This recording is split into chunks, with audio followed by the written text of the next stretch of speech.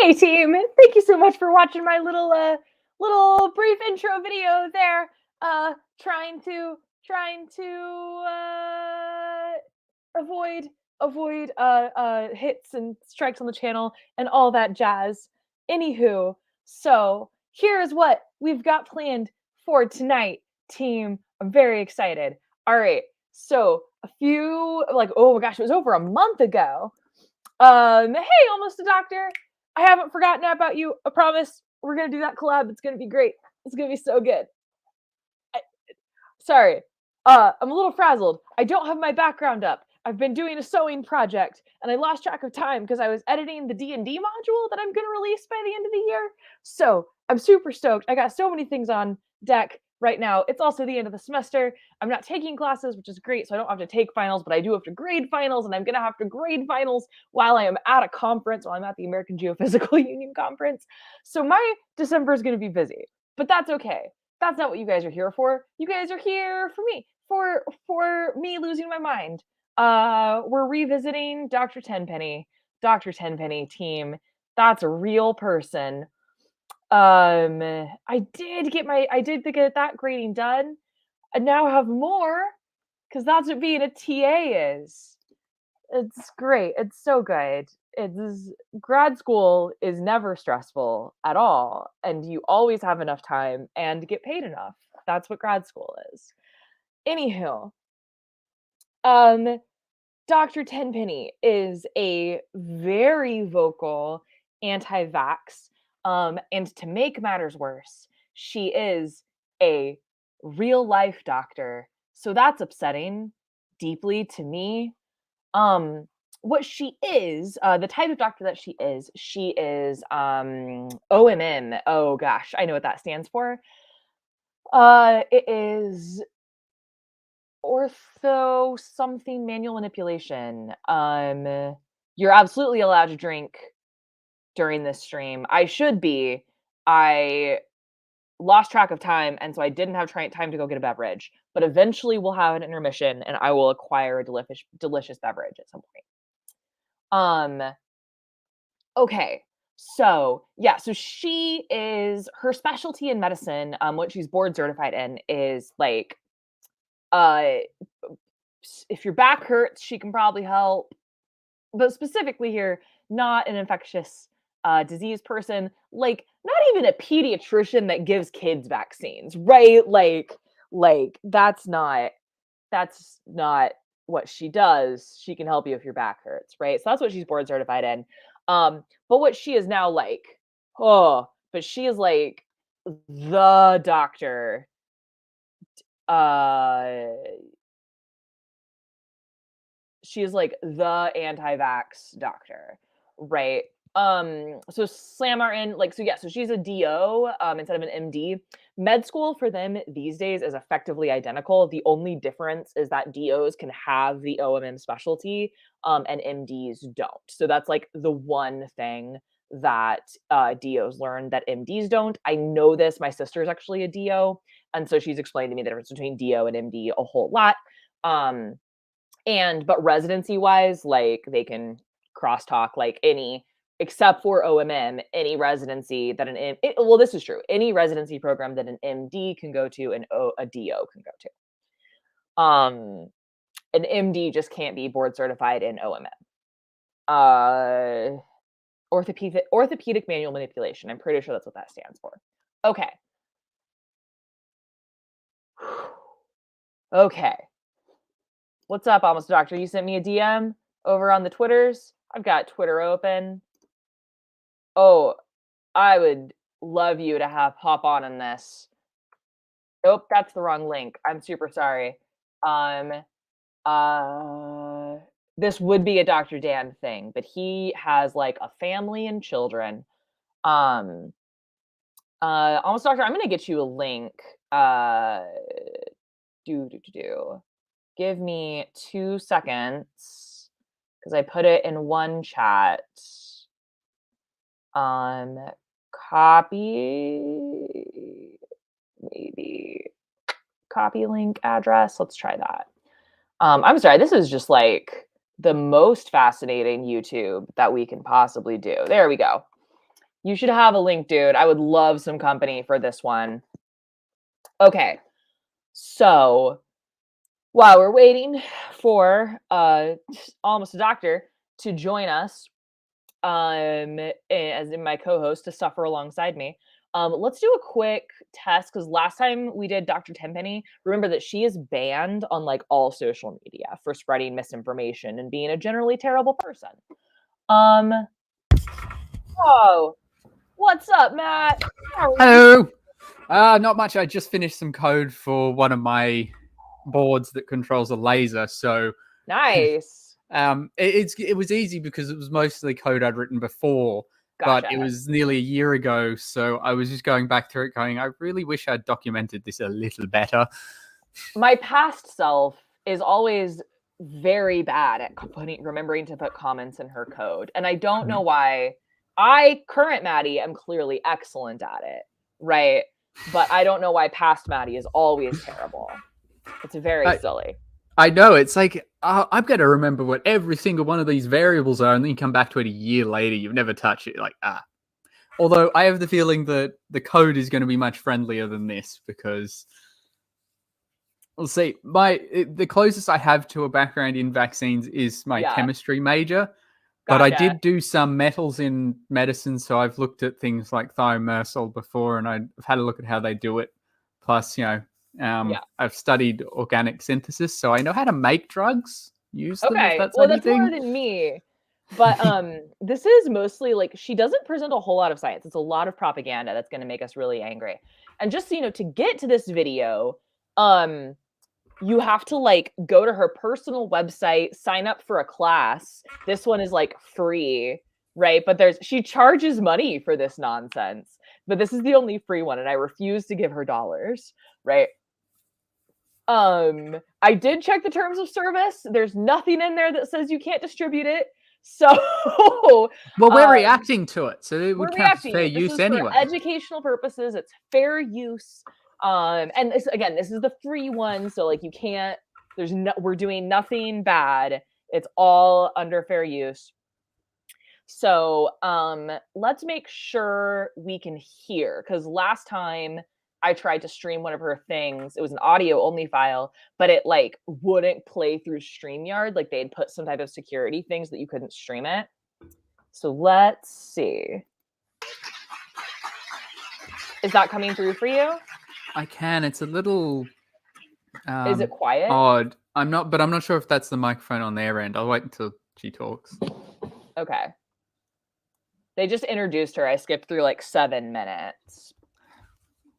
Probably good 7 minutes. To not worry about. Yeah, I'm not worried. Good evening, everybody.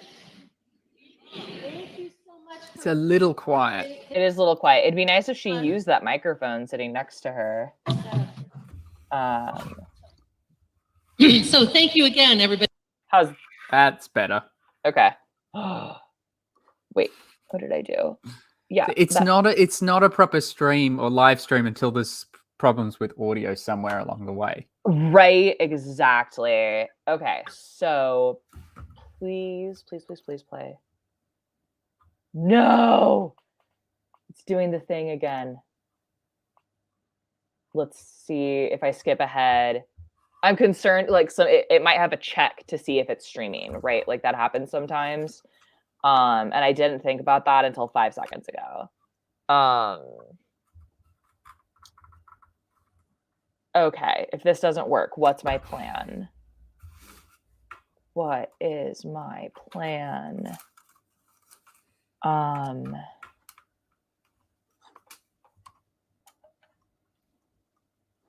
Okay, sorry, I'm trying to think really fast. I'm gonna stop sharing.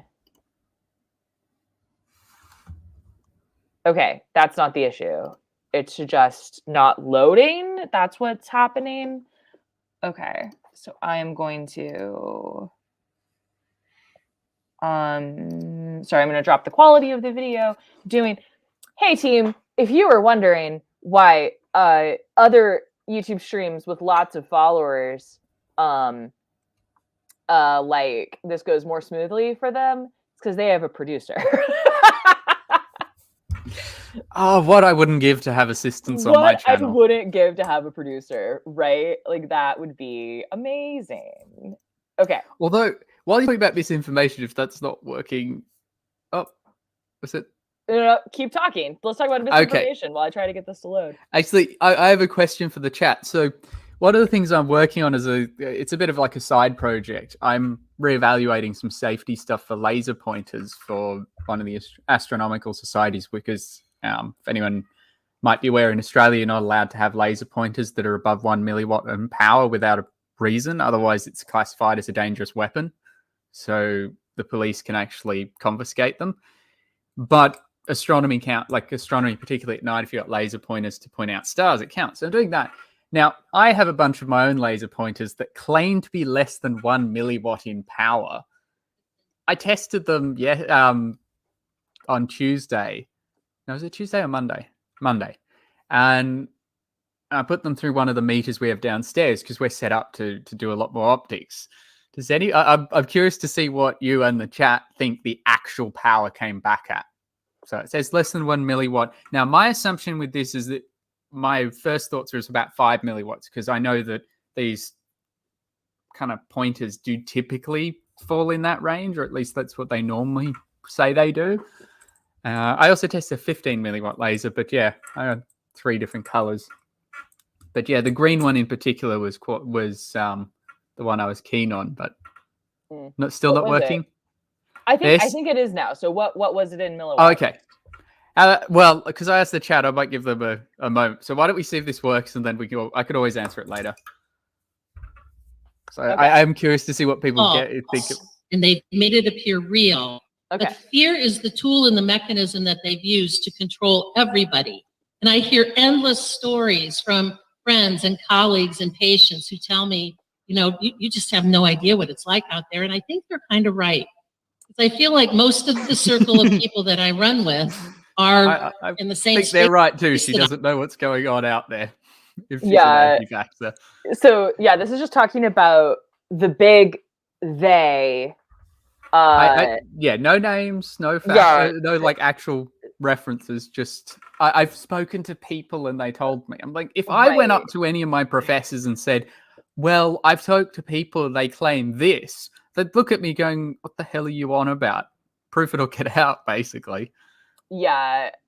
So this is I've heard this rhetoric from her before, which is like the big they want to use fear to make you afraid so that they can control you, right? That's the big right, which is of course nonsense, right? So because like certain things are scary, yeah, absolutely, but like I don't know. Well, let's see if we you build up fear and then offer something comforting, I think, and that's one of the hooks people use. And we kind of saw that. The other video you that I was very happy to join you for was the climate change one with PragerU, which whilst that hurt, it was kind of good to yell at some PragerU. So it was at least good that I could scream into the void, or at least into YouTube's void. Yeah. But they did the same thing. They built up this whole fear thing if they're trying to control you. But guess what? It's not too bad if you follow us. And it's just like, right. I think there'll be although it's not identical, I think it'll be similar. Yeah. I am. The patients that come and see me in the office, they're grateful. They don't have to wear a mask. I get to see a doctor, Why does that? No, that concerns me deeply. If you're not requiring masks at your clinic, like that seems deeply unsafe. Yeah, that's. I mean, I'm on my own in this office, so it's all right. But okay, I happily wear. Sorry, camera's ran the other way. There we go. Ooh, I love it. I have. Let's see if I've got my mask around here. Oh no, it's in my car for easy reach. I've got a Star Trek mask. Nice. I had a whole bunch now that I've scattered around just so that way I don't forget one. But I don't get it. If I'm going to the doctor, particularly if there's other people around in the building who are likely unwell, I want them wearing a mask.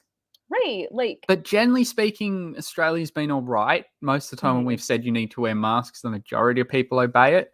Although, because we've had a lower rate for a while now here where people were a little more lax with it. But I kind of get that because we have, the moment is still only a few hundred cases a day in our state.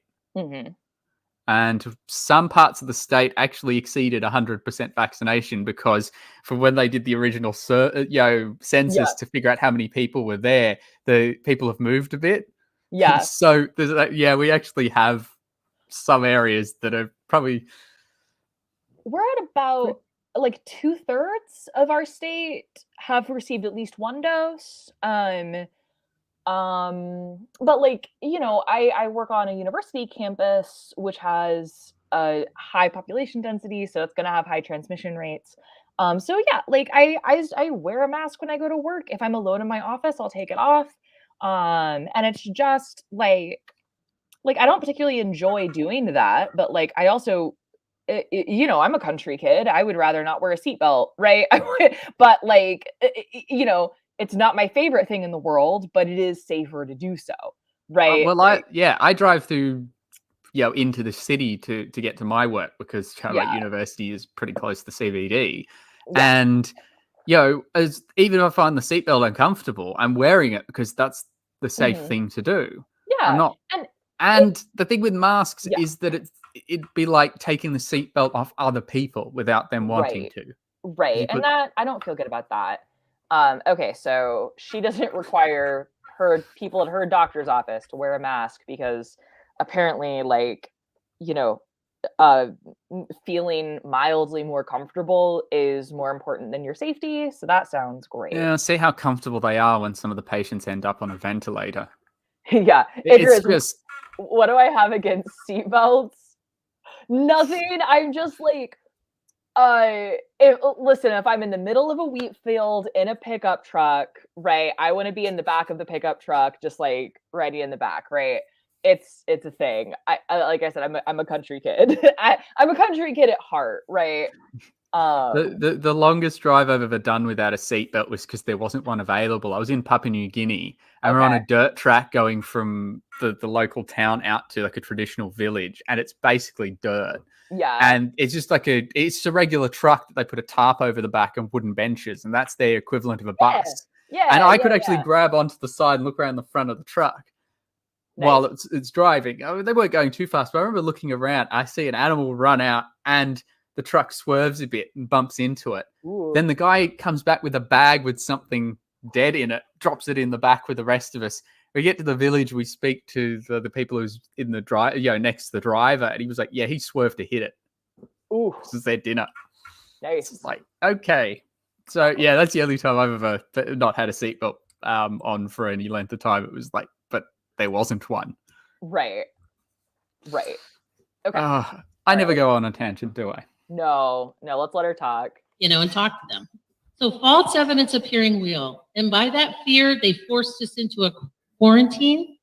They put us under house arrest. So nobody's been under house arrest. Like, I don't know. It's not a thing. And we're also not under a quarantine, right? Like at least here in the States, there were never mandatory. Like, you could leave your house whenever you wanted. You know what I mean? There was never a rule against that. We had pretty strict lockdown laws at times to deal with it. In fact, Melbourne, down south of where I am, had one of the world's longest lockdowns to get until we got most people vaccinated. Yeah. But at no point, and we did have quarantines where you couldn't leave the house, but that was only if you'd come back or someone had been exposed to COVID.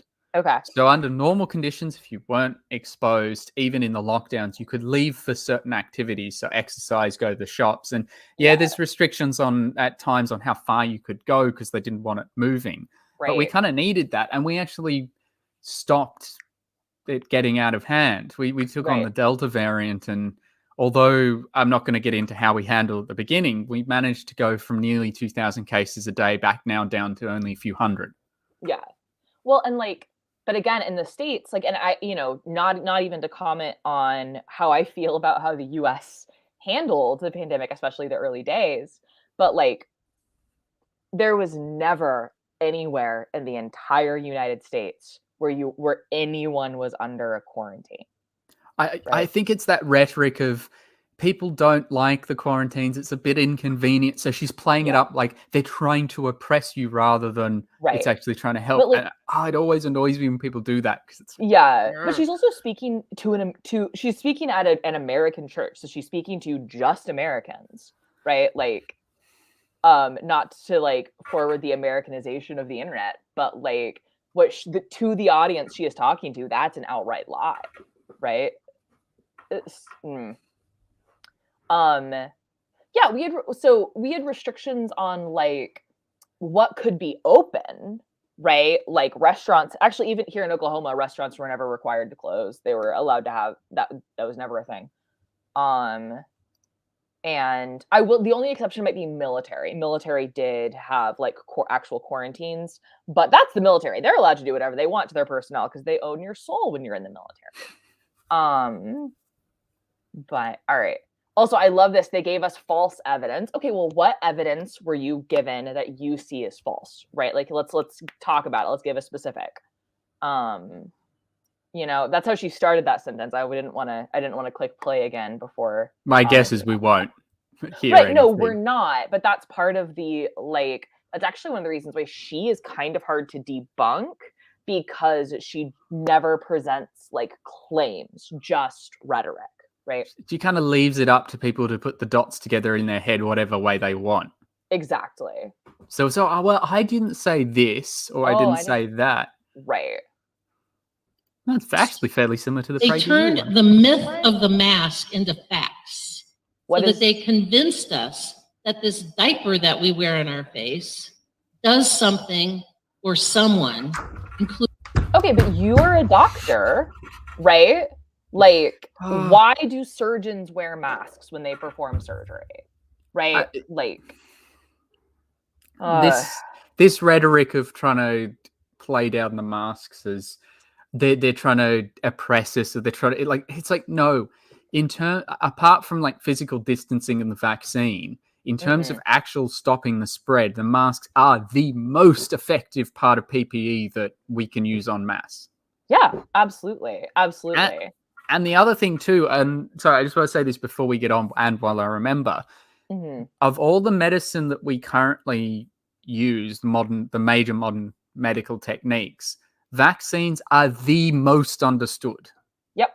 We understand vaccines better than anything else in terms of how they react, from everything from the minor like chemical level up to the larger biological side. We understand them better than pretty much any other drug that we've got. Like you get like paracetamol, we're only learning that although we thought we knew how it works, there's actually more to it than we expected. But vaccines. I was going to use that example. So paracetamol in American is Tylenol. And that's actually a line, my sister, who's a pediatrician, right? That's something that she compares vaccines to a lot when she's talking to like maybe concerned parents or people who, like parents who have questions for their kids. And she's like, vaccines are safer and more effective at what they do than Tylenol. So right? I just saw Harlow's comment. That's a great comment. I super approve. Yeah. If anybody's got conservative fear-mongering bingo going, you should have a lot of boxes checked already. I should have a shot glass instead. That sounds fun. You should drink for that. I'm gonna have to go get a beverage here in a minute. Including us, for which it does nothing. We'll get into the details of that in a few minutes. I hope we do. Then they separated us. So between hiding our faces and making us stand a mythical 6 feet apart. It's not mythical, love. Like, it's not. Here's the thing, right? Like the unit of measurement. Yeah, and these are aerosols, right? Like aerosol transmission. That's it. That's an atmospheric science thing, right? We can model how far these things go. This is actually surprisingly easy. The easiest way to do it is you put dye in you give people dye colored water that you spray up people's noses and nasal spray, and then you get them to sneeze or cough, and you can see very easily where the major droplets go. And then if you add in all the modern technology, we know how far away you should stay. So it's kind of like if we're thinking about like shielding for radiation, right? like you never stop all of it, but you can reduce it by factors of 10, right? Like, you know, this shielding for radiation is measured in 10th thicknesses. So how many inches of lead do you need to reduce the amount of incoming gamma radiation by a factor of 10, right? Like, I don't know, like, she's way too well educated to think that, like, things in medicine are either on or off, yes or no, black or white, right? That's not, it's, yeah. yeah, and yeah, sure. Like, is there a huge difference between 5 feet and 7 feet? Probably not, you know? But at some point, you've got to pick a number to make a standard. And so, like, this is, you know, 10 feet probably is too much. 1 foot isn't enough, you know? Yeah, it's not going to be just this. Yeah, there's not going to be a line where it's Yeah. like you're perfectly safe and then you're in danger. It's going to be like a Exactly. gradient. And Exactly. Everything is in gradients, and everything is about mitigation of risk. There's no such thing as zero risk, right? Gosh, okay. Because somehow that virus, the smartest virus in the world, right? It knows height, it knows distance, it knows how to tell time. You know, before 10 o'clock, it leaves you alone. After 10 o'clock. That's so dumb. This where idea did the that, like, time come into it? so here in the States, their most grocery stores offered a time, like from 8 to 9 in the morning. We're only going to serve people that like 65 and older, right? Or we're going to serve like the most vulnerable Oh. populations at these times, right? Oh, And that's how so is that's she like, that stupid? how is she that stupid? This idea that, like, no, we're not saying that it's magically safe from 8 to 9 in the morning. What we're going to say is we're going to, like, set aside this time for the most vulnerable, and everybody else is going to stay home. It could so that's such a stupid thing. And secularity makes a good point, right? Like, there's a big difference between 6 feet and 6 inches when you're talking about spreading disease. Yeah, absolutely. Ugh. Okay. So, Clock, it beats you up. It knows what building you're in. I mean, they know when you're in Home Depot, it leaves you alone. But when you're in a church, oh my goodness. Not this.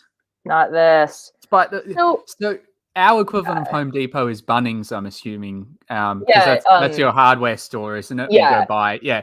So I don't know what it's like for you guys, but here, most of our Bunnings stores are big warehouses and the spacing is huge. Mhm. Here, you had to wear a mask in both. Yeah. But the churches, you're standing half a meter from people at most. It's like normally it's quite packed, or at Right. least And towards you're the front. and you're And you're in an singing. enclosed. Yes. And you're Here they actually singing. banned singing. They said for a while you can't chant. Oh. In Japan, my sister has a t-shirt. My sister was stationed in Japan during most of the pandemic. She just got back a few months ago. And there was, when they were opening back up an amusement park, they had an informational video of the guys that ran it, and the English translation, they were basically saying, go on the roller coaster, but don't scream, right? Like, because of that. But the translation in English was like, please scream inside your heart.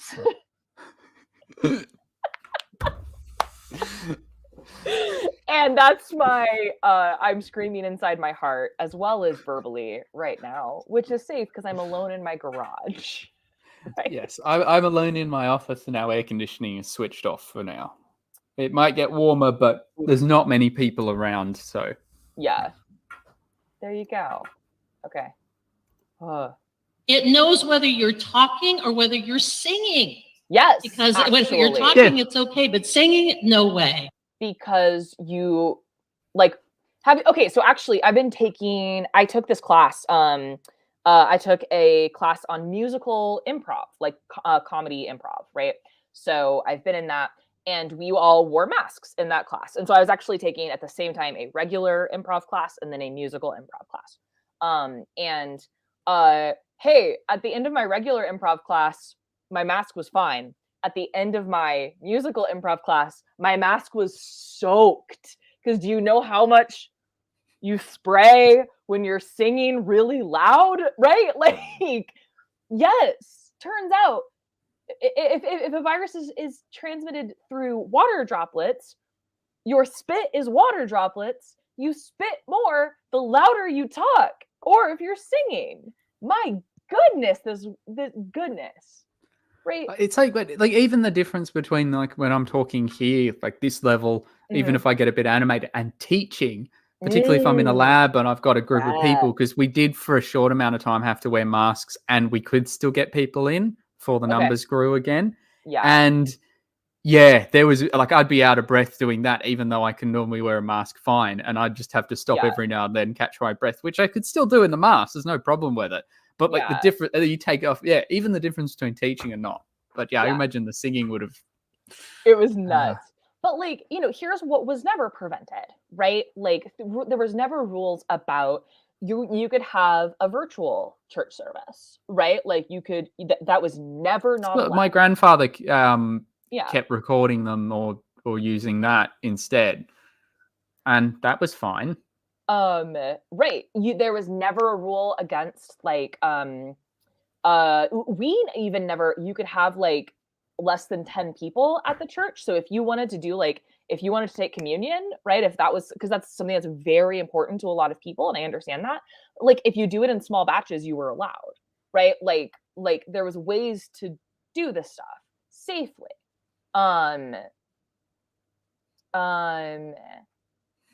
Although we had a massive series of protests. Well, it's happened both years, but this year there was a few more down south in Melbourne, like anti-mask or anti-lockdown or anti-vaccine protests, because they're trying to bring in mandates, although they're generally more successful here than it looks like they are in parts of the US. Yeah. But in my city, they were very clever with how they did it. They all planned this massive protest rally, and they're like, the police just don't want to deal with it because it's such an easy for a spreader. And I think one of the protests down south has just had that problem in Melbourne, where at least one person had COVID and now it's starting to spread, and none of them want to get vaxxed. So it's like the unvaxxed portions of the cities.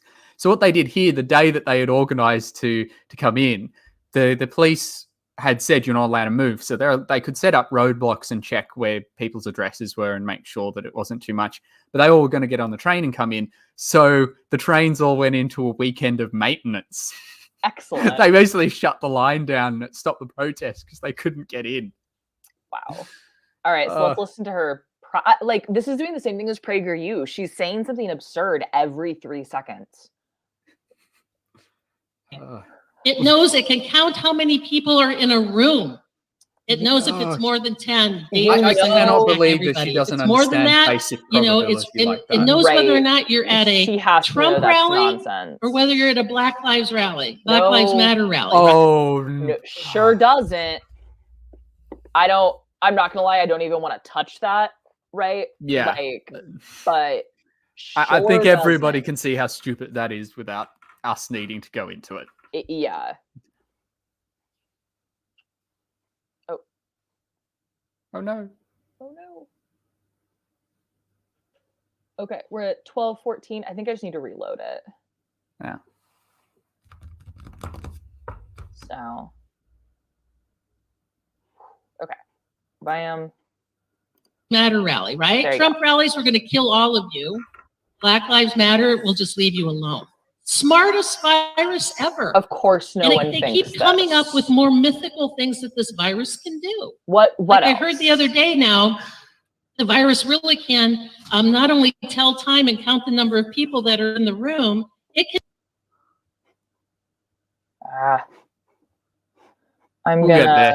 We'll get there. I'm gonna drop the quality down to like 360. We don't need to see her.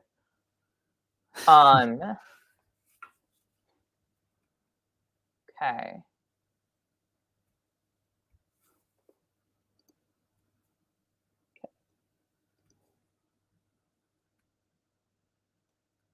Fingers crossed. Maybe something will happen. Fingers crossed. Maybe something will happen. 12:34. Height. It knows distance. No, sorry. It knows. I just wanted to. All right. Come on now.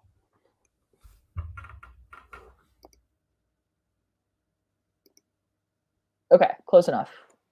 It's loaded a little bit. Purpose behind the Okay. mask and the There we social go. distancing is to create a feeling of non-humanness. Who is doing that? How do they benefit from it? Because So- I know how she benefits from spreading this information. She makes dollars, right? Like, okay. I mean, the governments don't make money from the mask mandates. People in charge don't make money from doing that. The Right. only way you can say anyone earns money is it stops the spread of the disease, and then people can keep working, people can keep their Yeah. livelihoods and the economic benefits. Right. But it's not And- like it's not like anybody at the CDC here in the States is making more money because there's a pandemic. No, they're just working more for the same amount, right? Like, No, everyone I've spoken to has been harder hit because of the pandemic. I don't know anyone who's better off. no one wants this. Literally no one wants this.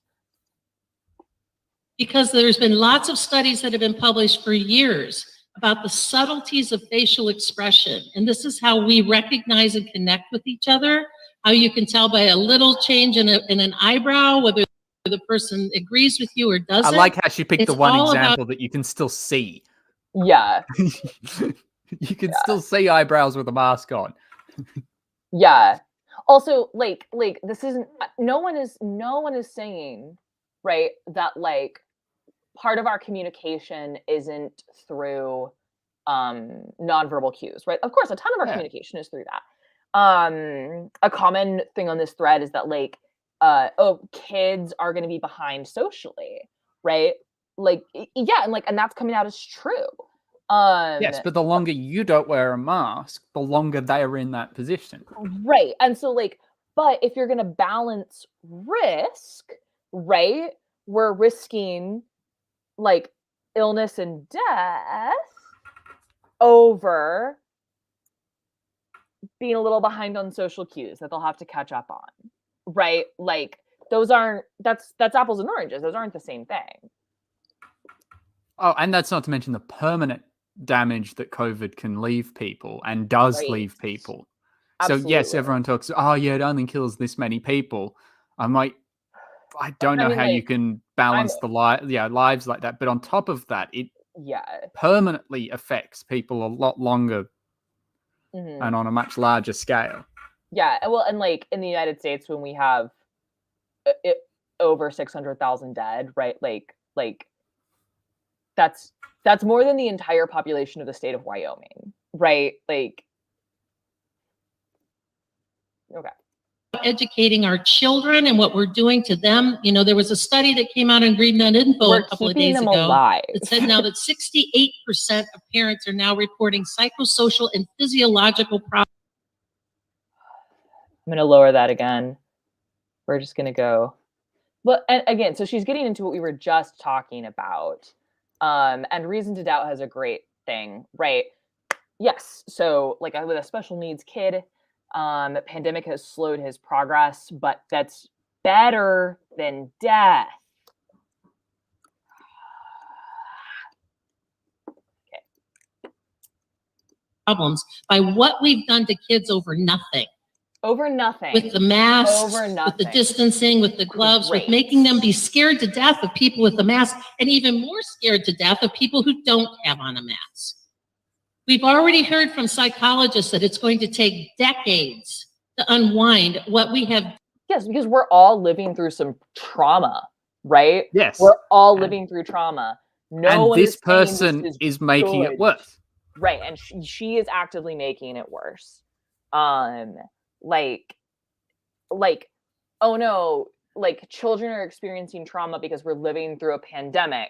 Therefore what? Therefore we shouldn't take precautions against the pandemic. We should pretend there is no pandemic. No, like we're going through something difficult.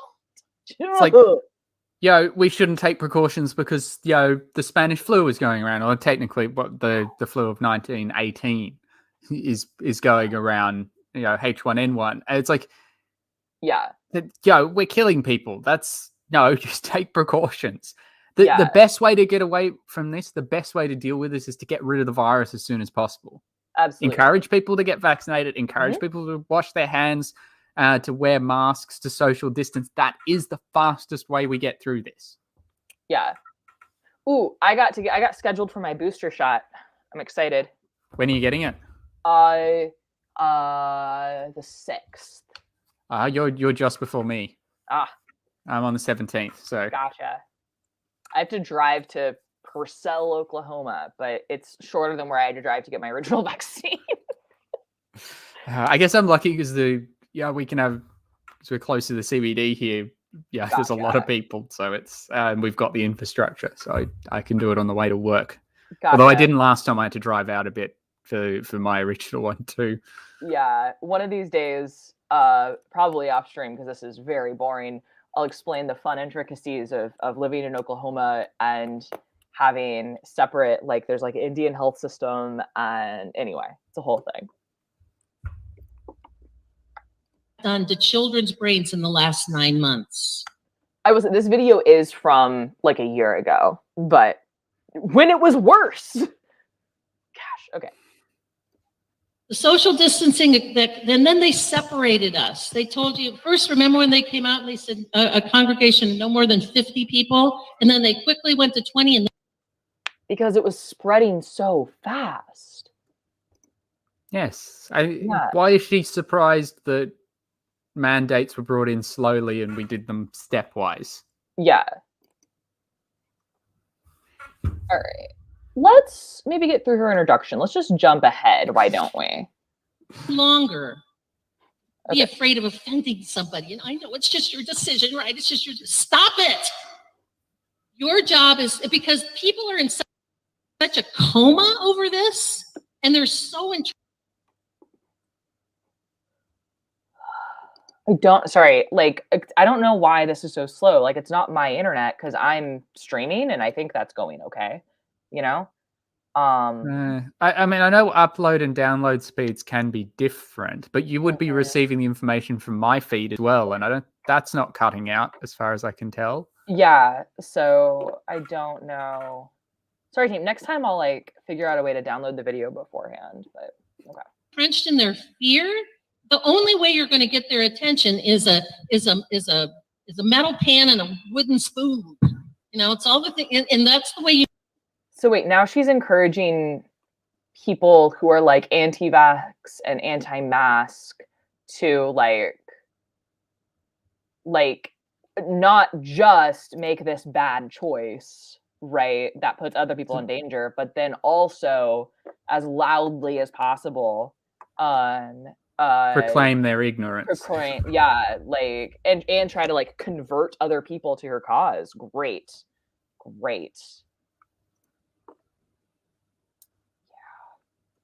You need to approach this. Wake up. Oh, really? Wake up. And if they go, huh? Bless them, love them, and move on. Plant some seeds, put a little fertilizer, and move on. People aren't plants. Yeah.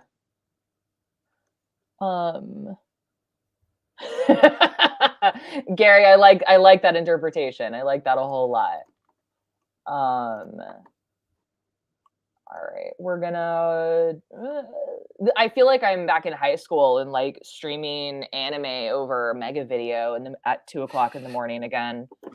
Well, that's not a thing I ever did. So these are the things that we're going to cover tonight in a little bit more detail. Goodness, I'm glad I Part 1, skipped ahead. Same playbook, different virus. The second is laws and liability. The third is the myth of the mask. I want to get to that.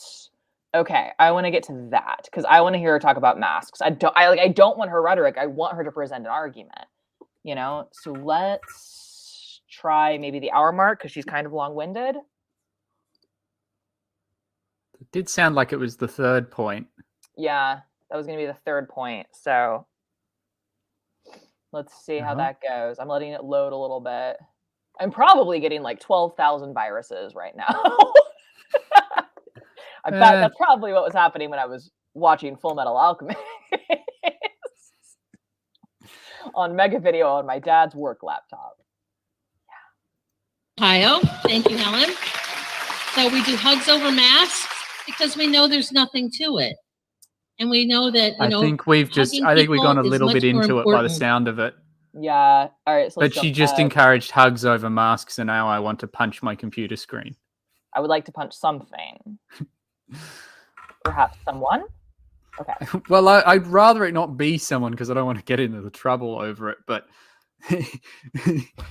some of these people it's like they need to be held more accountable than this. I think, Yeah.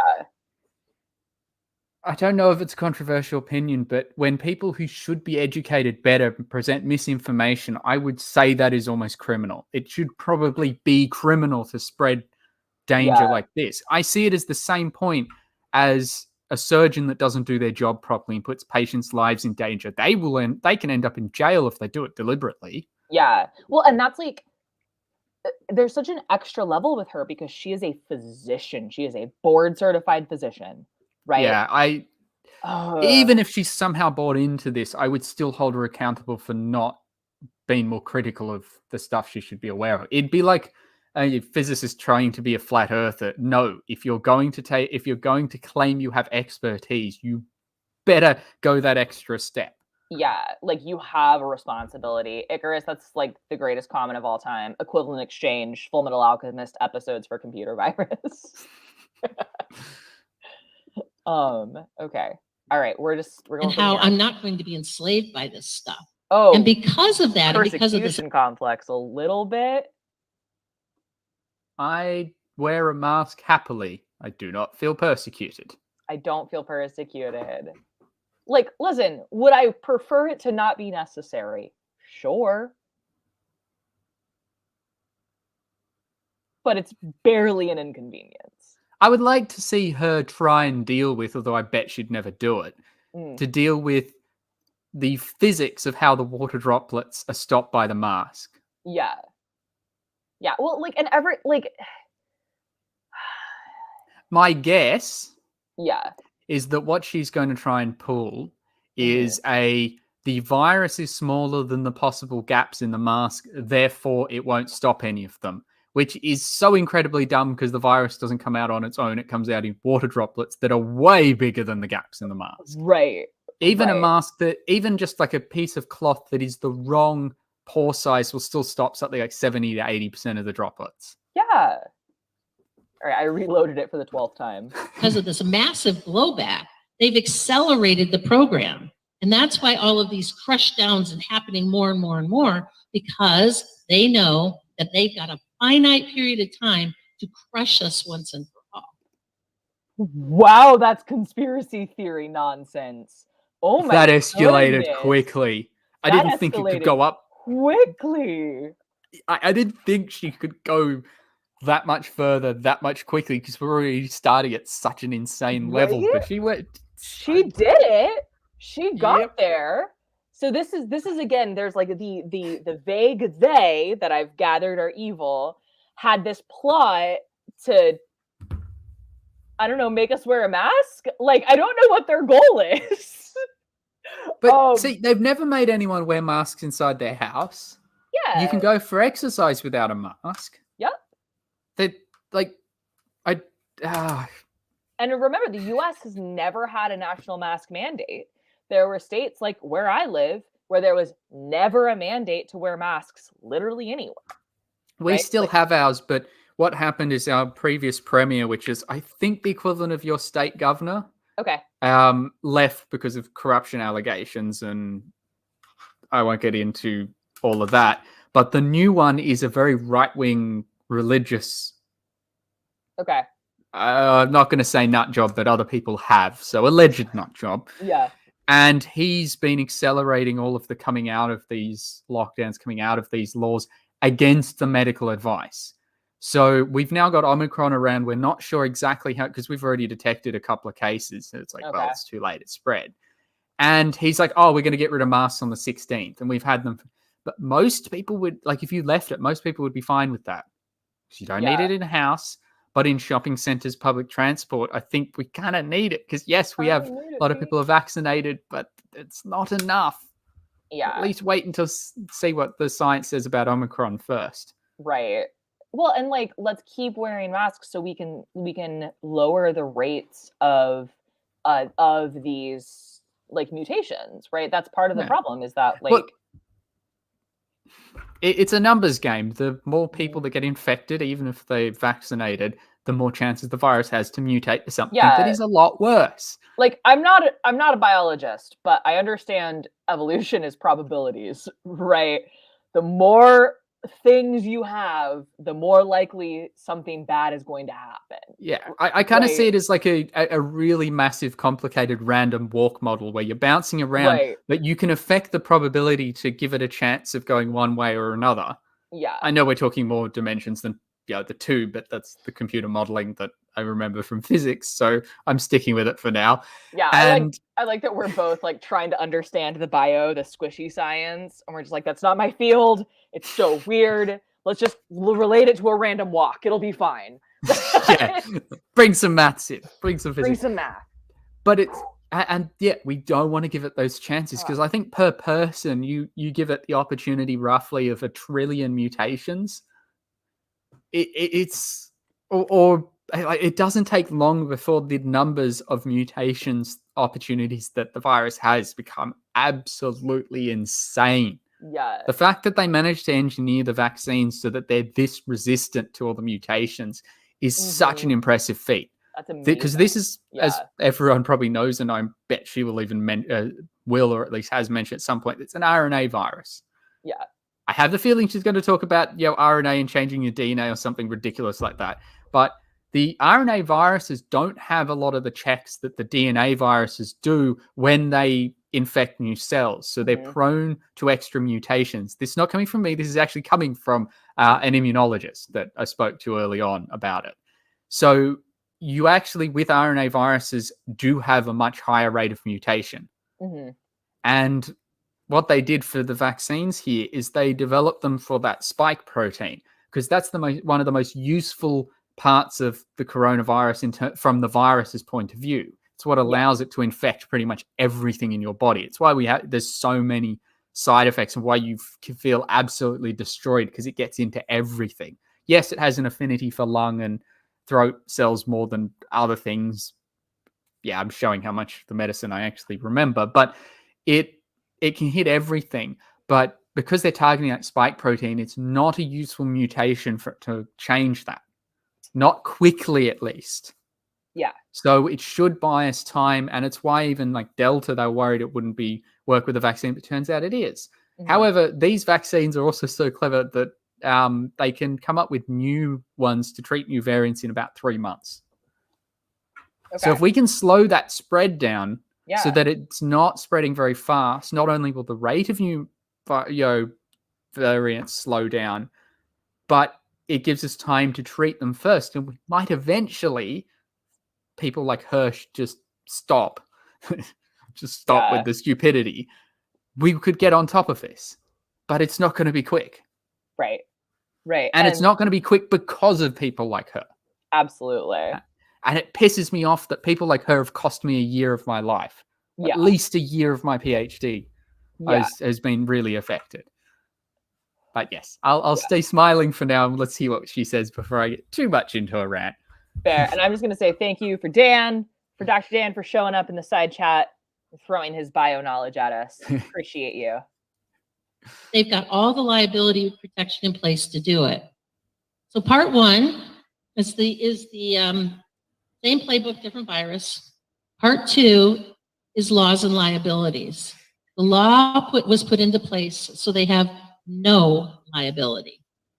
What in the third part of what they put into this whole COVID fiasco for us was wearing a mask and wearing a diaper on our face.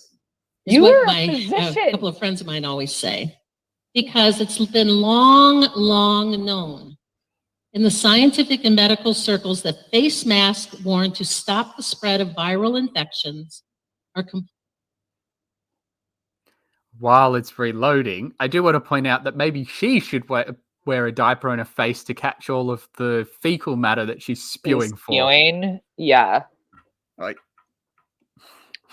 but I do like the early comment that it's like if a surgeon's wearing a diaper on their face, they're doing it wrong. Yeah, absolutely. And like, so you're right that she is hinting at the idea that like a mask, a virus itself is too small to be stopped by a face mask. That's true. But it's real helpful if that virus needs to be in a liquid water droplet to transmit. Yes. So Has she ever this seen a isn't an sneeze? airborne virus. It's transmitted Yeah. through.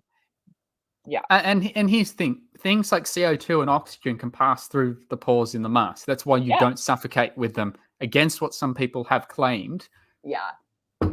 you can't see those, but you can see water droplets. So immediately, there's a little experiment you can do with the resolution of your eyes that clearly it is going to stop something. Yep. Gosh, why is this being such a butt?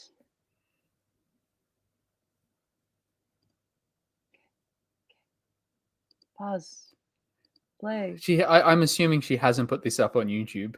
Oh no, she's banned from YouTube. Yeah.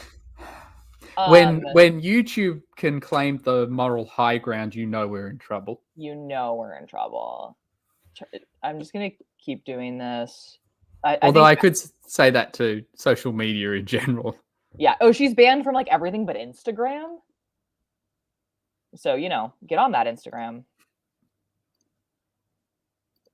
Lower and then do this. If you're talking about surgical masks, if you're talking about cloth masks, which are the worst, or all the fashionable stuff that they want you to do now, that your mask matches your purse and your shoes, right? It's all fashion now.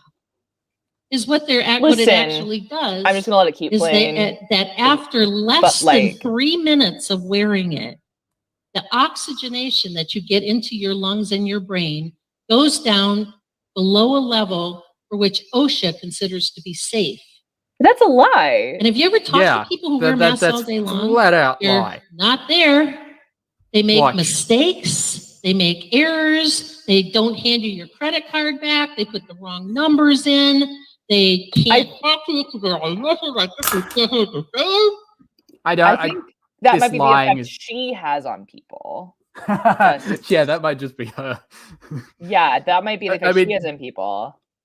But again, like if that was true, if wearing a surgical mask, right, lowered your oxygen levels to a point that you were below OSHA standards, do you think surgeons would have to wear them? Yeah. Or do you think they'd at least have an oxygen supply? Right. Have you ever like I've got friends because I'm roughly at that period who few of them are either doctors or becoming medical doctors on top of the type of doctor we're trying to become. And overachievers. None of them have ever mentioned that the surgeons have to have oxygen tanks. Right, which is what that would imply. Right, that's what that would imply. However, a lot of the patients who've got COVID need that. Yeah. I operate lasers for basically for a living. I operate electronics. I've got fancy equipment that if I get wrong, I can break very quickly thousands of dollars worth of equipment. And I have, when there's other people around, worn a mask for the whole time. I've operated over in Chem when I'm teaching equipment while teaching. As I said, I even get out of breath because shouting and yelling with a mask. I'll operate NMR machines. I'll operate, IR. They're generally the smaller version because they're teaching. They're still worth a lot of money. I've never seen anyone make more mistakes with a mask. Yeah. We've all survived. And like I am used to wearing safety equipment for long periods of time. Yeah. And I've like it's uncomfortable, but it's necessary.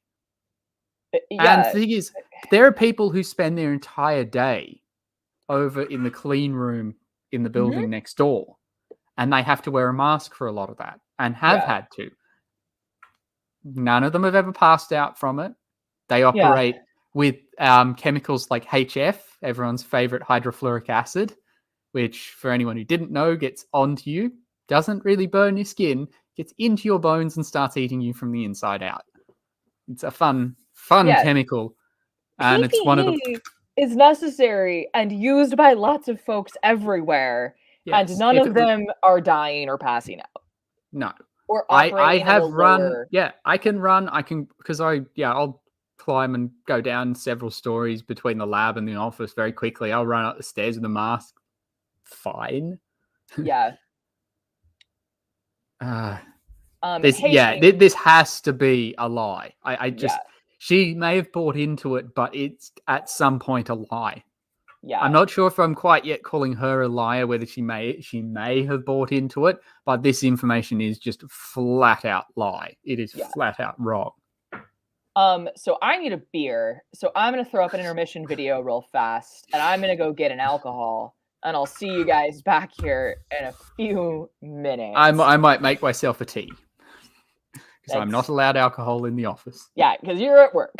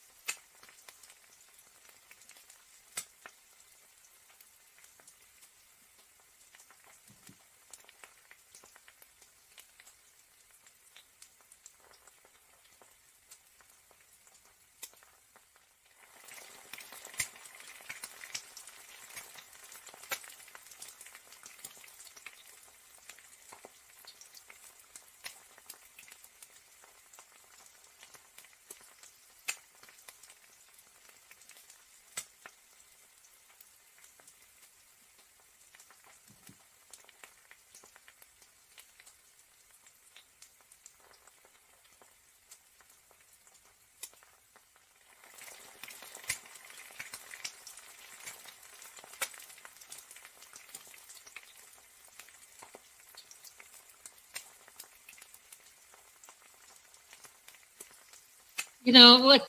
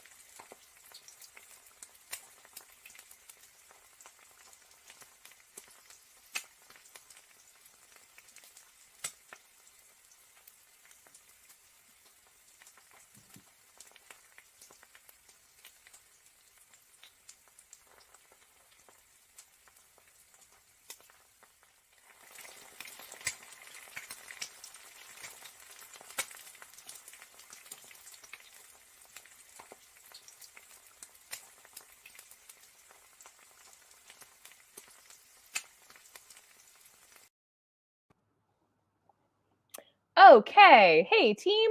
I think we're still waiting on Matt a little bit, but that's all right. We can suffer without him. Let him have a break. I've got a beer, so I'm a lot happier at the moment.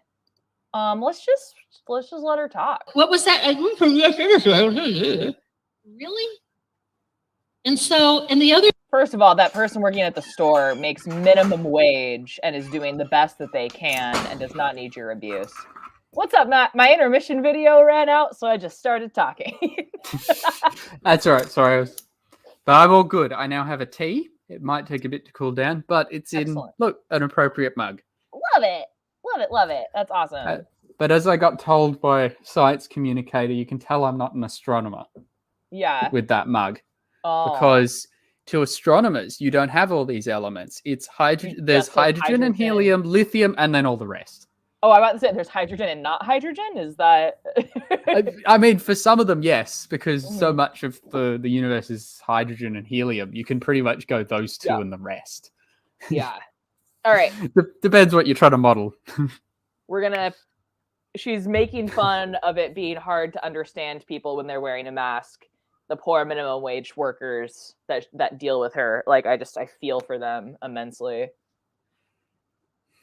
other thing, so it lowers oxygenation, it increases Sure carbon doesn't. dioxide. Sure doesn't. When you No, it increase the doesn't. carbon dioxide, which is muscle waste material that you're supposed to be exhaling, and you keep inhaling it all day long, it increases your acidity. Sure As your doesn't. acidity level No, it goes up, doesn't. anybody that's got Sorry, can you just pause because I personal- do know this one. So from chemistry, your blood runs at roughly an equilibrium where there are mechanisms in place to keep the pH. I think it's about 7 point between. It's like a very narrow range, like 7.2 to 7.4 or something. Or I don't it's only know, slightly. Yeah, like and it's slightly. I can't remember exactly, but it's a very small range of about 0.4 of a pH. And if you move outside that, and remember the CO2. There is a mechanism. In fact, CO2 is a great mechanism for keeping that equilibrium because the way it dissolves, it actually helps keep a balance.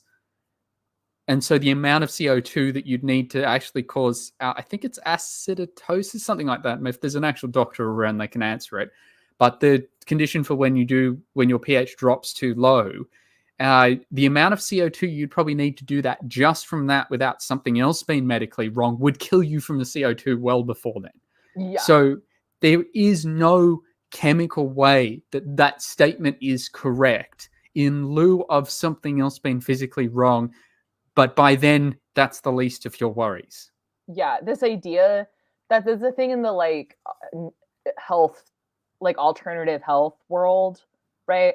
Like, oh, you want to make sure your like body's like more alkaline. It's like, no, you don't. It's nonsense. I can That tell you sounds from like a a great chemist's way point to of view. die. Yeah, Like, no. if what you could drink could affect the pH in your blood, you're dead. If your body cannot regulate its pH, you're in a lot of trouble, but you'd know it.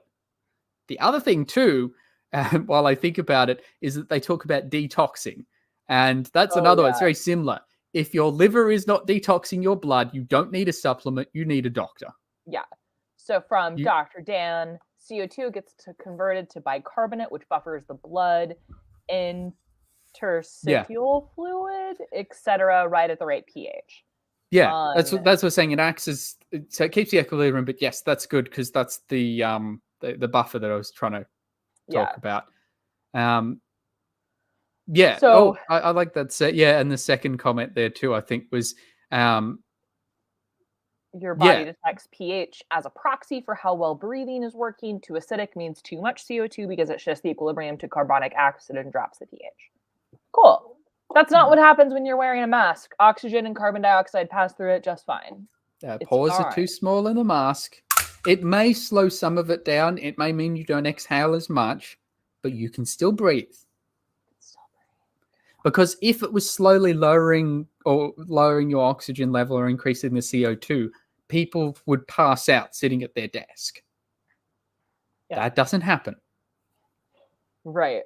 Not unless they've already got some other condition. So I'm talking about in healthy adults. But that's the thing I've always said whenever the few times it's come up, like if you have a medical reason for not taking one of these precautions, you're accepted. I'm not talking about them. There are some folks who can't get vaccinated because they're immunocompromised, right? Like, sorry, I was just reading the comment. Yeah, this is an amazing comment, and it needs to be shared with the world. Let's just add some acid to it. Yeah, and on top of that, citric acid is triprotic. So for every molecule of citric acid, you're going to take out 3 of the OH minuses floating around. So it's a great acetate in there. No in situ or any sort of cancer stuff, it feeds the cancer. What?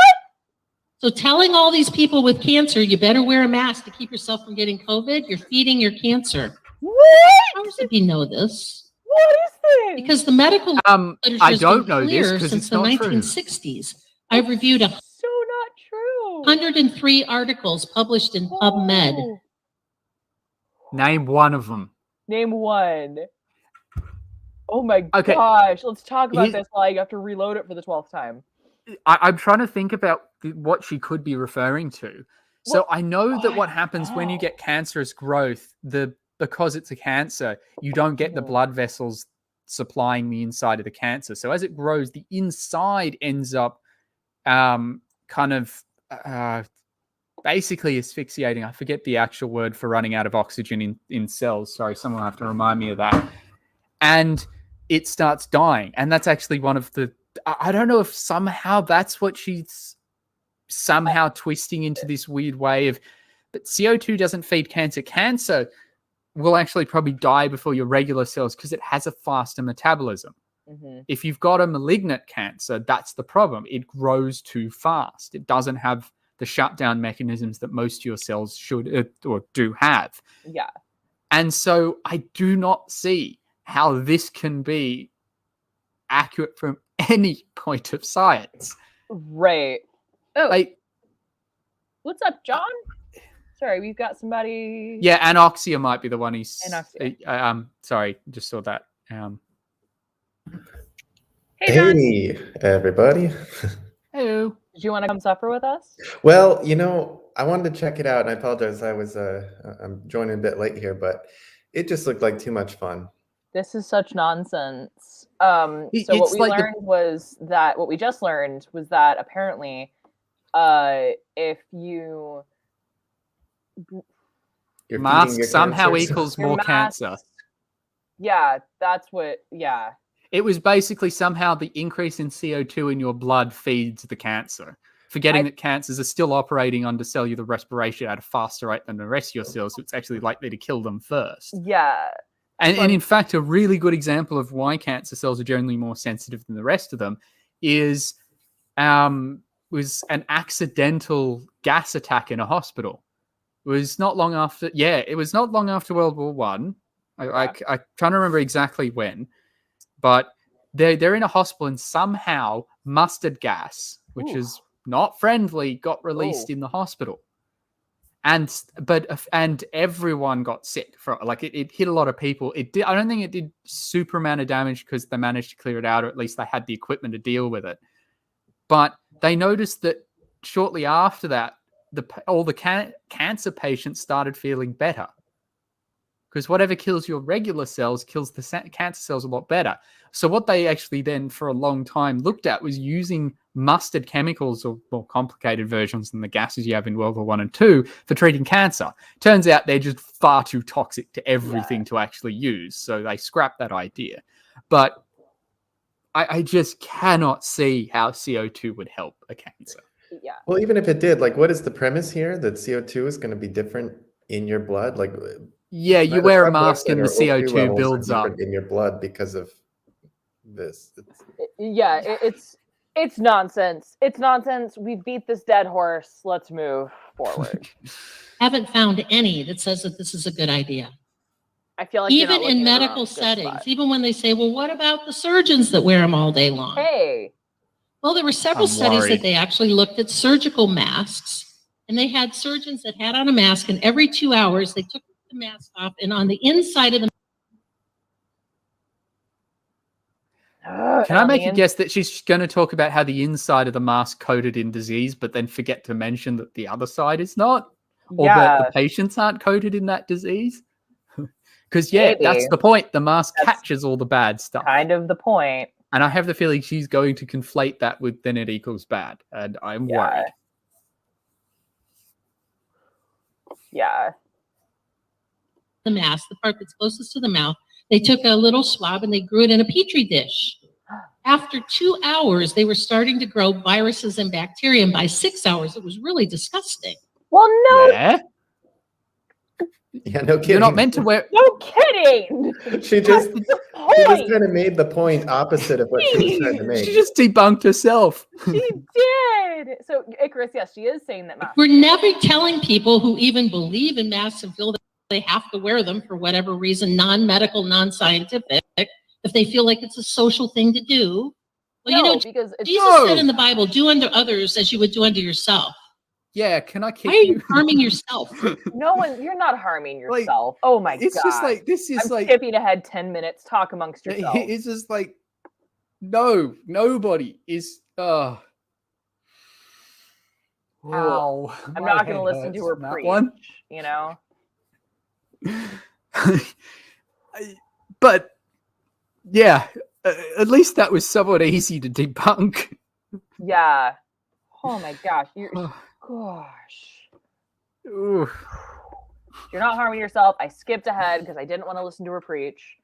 And Yeah, I don't need to either. I'm going to hit play while we sit here in stunned silence at that. As burqas to subjugate people. How did you zoom to that point? Yeah, that was to a. that point. I don't know. Should have seen that one coming, though.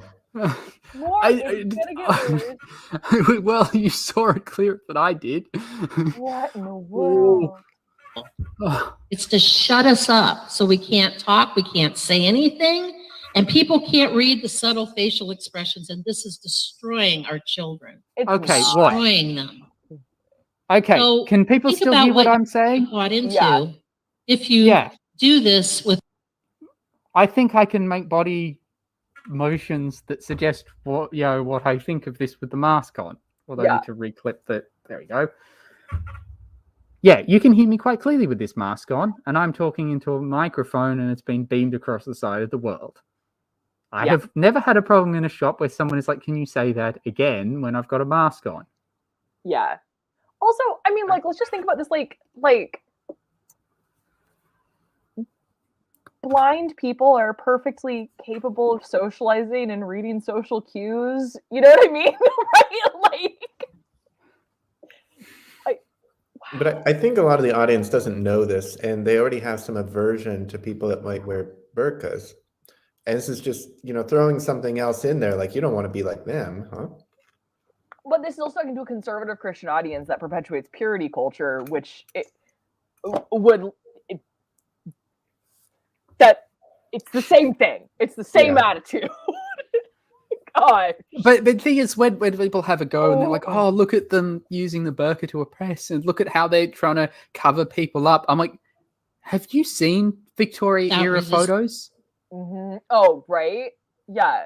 Like it's the same. It's like it's the same thing. Have you? Do you know? Like, it's like, can you go learn some history about your own place first? Yeah. This isn't a we're perfect. We've never done it before, and it's only because they're who they are. No, I mean, like these are the same people that like shamed teenage me into always wearing a t-shirt over my swimsuit, right? Like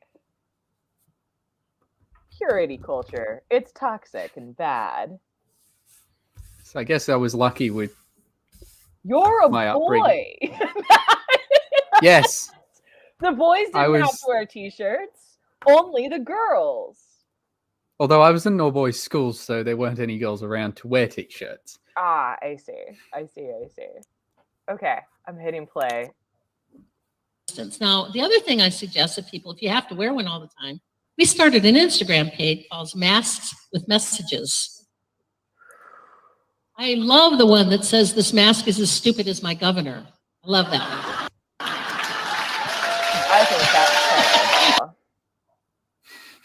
There's my current message. I'm skipping ahead 10 more minutes and seeing what happens. Yeah. We're going to do that, and I'm going to click this button. Once again, talk amongst yourselves while I deal with this terrible video. Yes, talk amongst yourself while I get the projector working. Yeah. Professors do, in fact, need producers. Are you going to get a certification for finishing this video? Maybe. Actually, we are. There's a discussion page. What's up, Dapper? People decided that they were going to support it. And if you think that's going to stay in New York, you're smoking funny stuff. I feel like you should smoke some funny it's stuff not. to be a more relaxed human. And where did that piece of legislation actually originate? It actually originated in 2001. All right, don't care. Yeah. So don't care. Jump ahead. I'm not interested in the law. I'm interested in the science. Yeah, like I'm not interested in her fear mongering. Yeah. All of them. There wasn't one set of animals. And this is the reason why the FDA has never allowed the vaccine to go from animal studies into human trials, because all of the researchers put in the conclusion of their studies, we must proceed with great caution when we go forward This is talking about how vaccines are tested. Like, I think her point here is just that medical ethics exist. I think I'm going to try a guess as to where she's going with this. She's going to say that because the scientists were saying that when you go from an animal, well, a non-human animal, Yeah. so we're accurate here, to a human Yeah. animal, just because I want to annoy her even more, and I'm sure that actually will, that because they say you have to have a lot of, you have to be cautious because they're not the same and there are differences. They won't work the same way. Therefore, they said, well, then there's probably no point testing on animals. And she's probably going to say that, oh, look, we can't actually test on non-humans. And and then somehow that equals we've never done any testing. Despite my earlier comment where vaccines are the most understood medical prevention tool that we have. Yeah. And thanks to Dr. Dan for breaking down the basic phases for trials. Yeah. And Icarus, yes, we can wear cloth masks here in the US. Yeah. Hiding. Okay. We will get there. Right. Yeah. Like, be careful when doing drug trials on humans. Got it. Thanks. Yes. To try to develop a coronavirus vaccine for humans, because there is this type of process that's called antibody-dependent enhancement, ADE, Apple David Edward. First of all, love, that's not the phonetic alphabet. Yeah. Don't What think we needed was the the clarification. acronym again? I've already forgotten it. ADE, oh, that would be Alpha ADP. Delta Echo, but Yes, I actually remember learning that for cadets, and I used to what's have cadets? That's Is that it's your like version of Boy military Scouts? scouts, I guess. It's Okay. so our school had it, and so Oh, it's like JROTC. I think so. Okay. Yeah.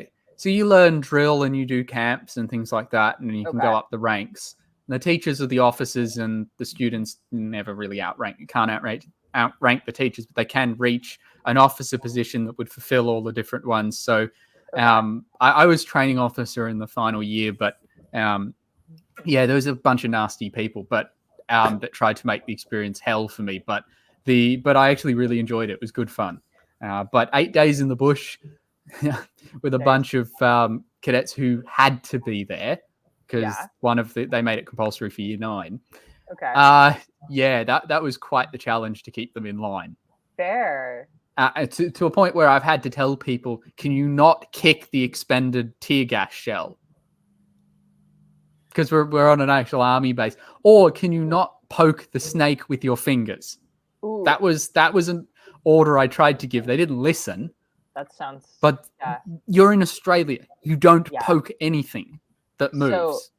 So when I was in the actual military, right, in the actual U.S. Navy, an actual order I had to give to actual sailors, adult human sailors, there was a gator, an alligator had wandered on, but it was less than 4 feet. So the game warden won't remove a gator that's it's either less than 4 or less than 6, whatever that is. So I 100% had to station a watchstander to be on gator watch to prevent other sailors from poking the alligator. That was a real thing that I had to do and report to my chain of command. Okay. I know you would like to give people the benefit of the doubt, but I think today people we're proving very dumb. And my sailors, they were really smart. So they did really dumb things in really smart ways. And that was the worst. Okay. Yes. The worst is when they think they know what they're doing. Because at least if they're new, like when I teach the younger students in the lab, if I tell them to do something, they understand that they're new and that I'm not. But apparently with the older years, it gets really difficult because they're like, no, but I know what I'm doing. This is totally not going to explode in my face. Yeah. Sure. And what this actually does is it causes this accelerated inflammation. And it works that by a fairly complicated way of putting that into your body. They actually even call it a Trojan horse mechanism. That's nothing to do with the information, though. Right. And I don't know what we're talking about. The only part of Like- the Trojan horse that I can think about is that the vaccine gets to your cells and gets them to produce the antibodies that your body recognizes.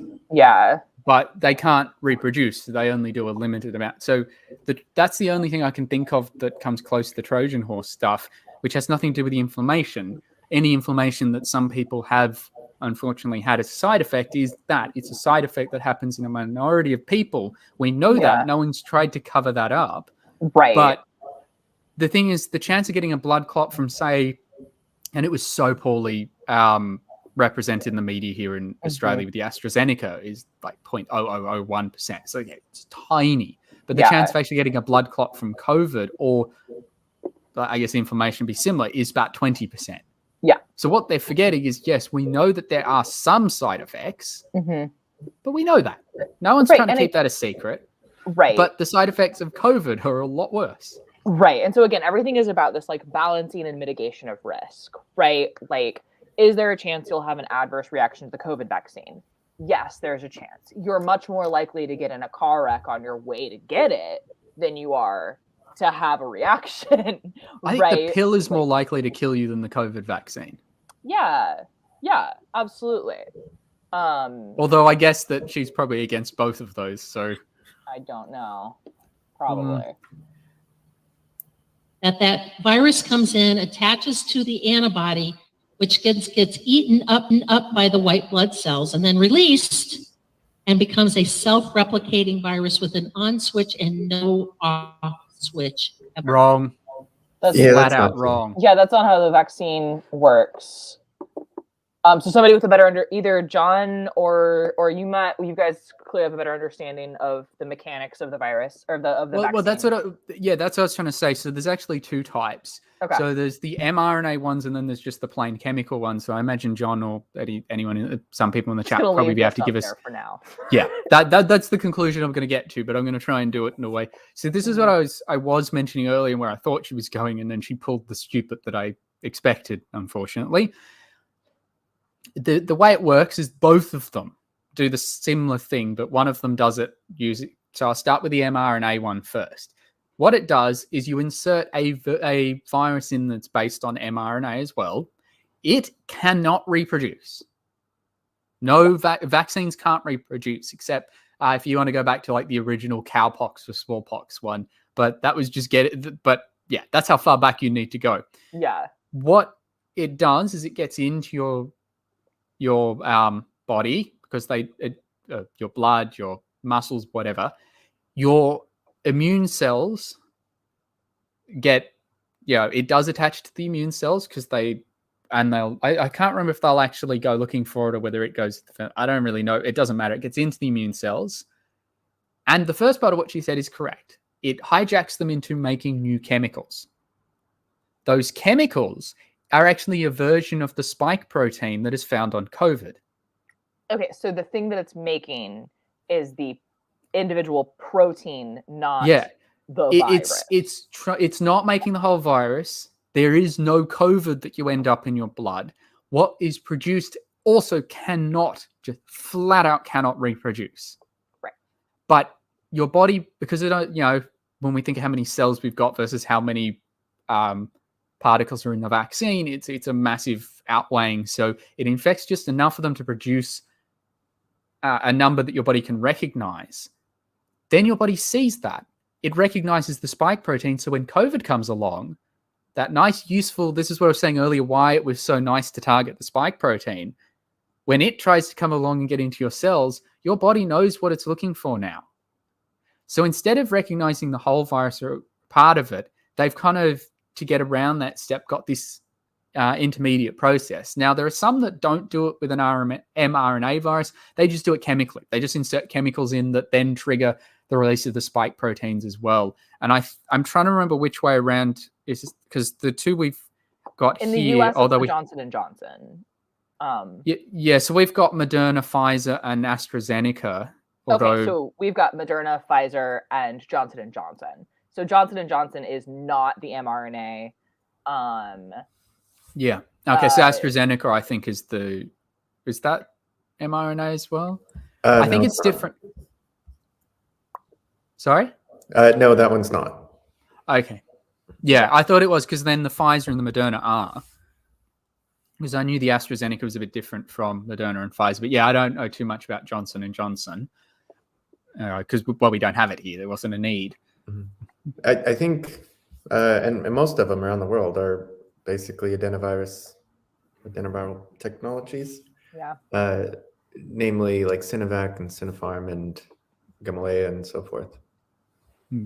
And I think the other thing that people like her don't seem to mention is that this isn't new technology. Ah, there you go. That helps. Thank you, Dr. Dan. This technology for dealing with, for making RNA vaccines, and by that I mean vaccines to treat RNA viruses, has been in the works for decades.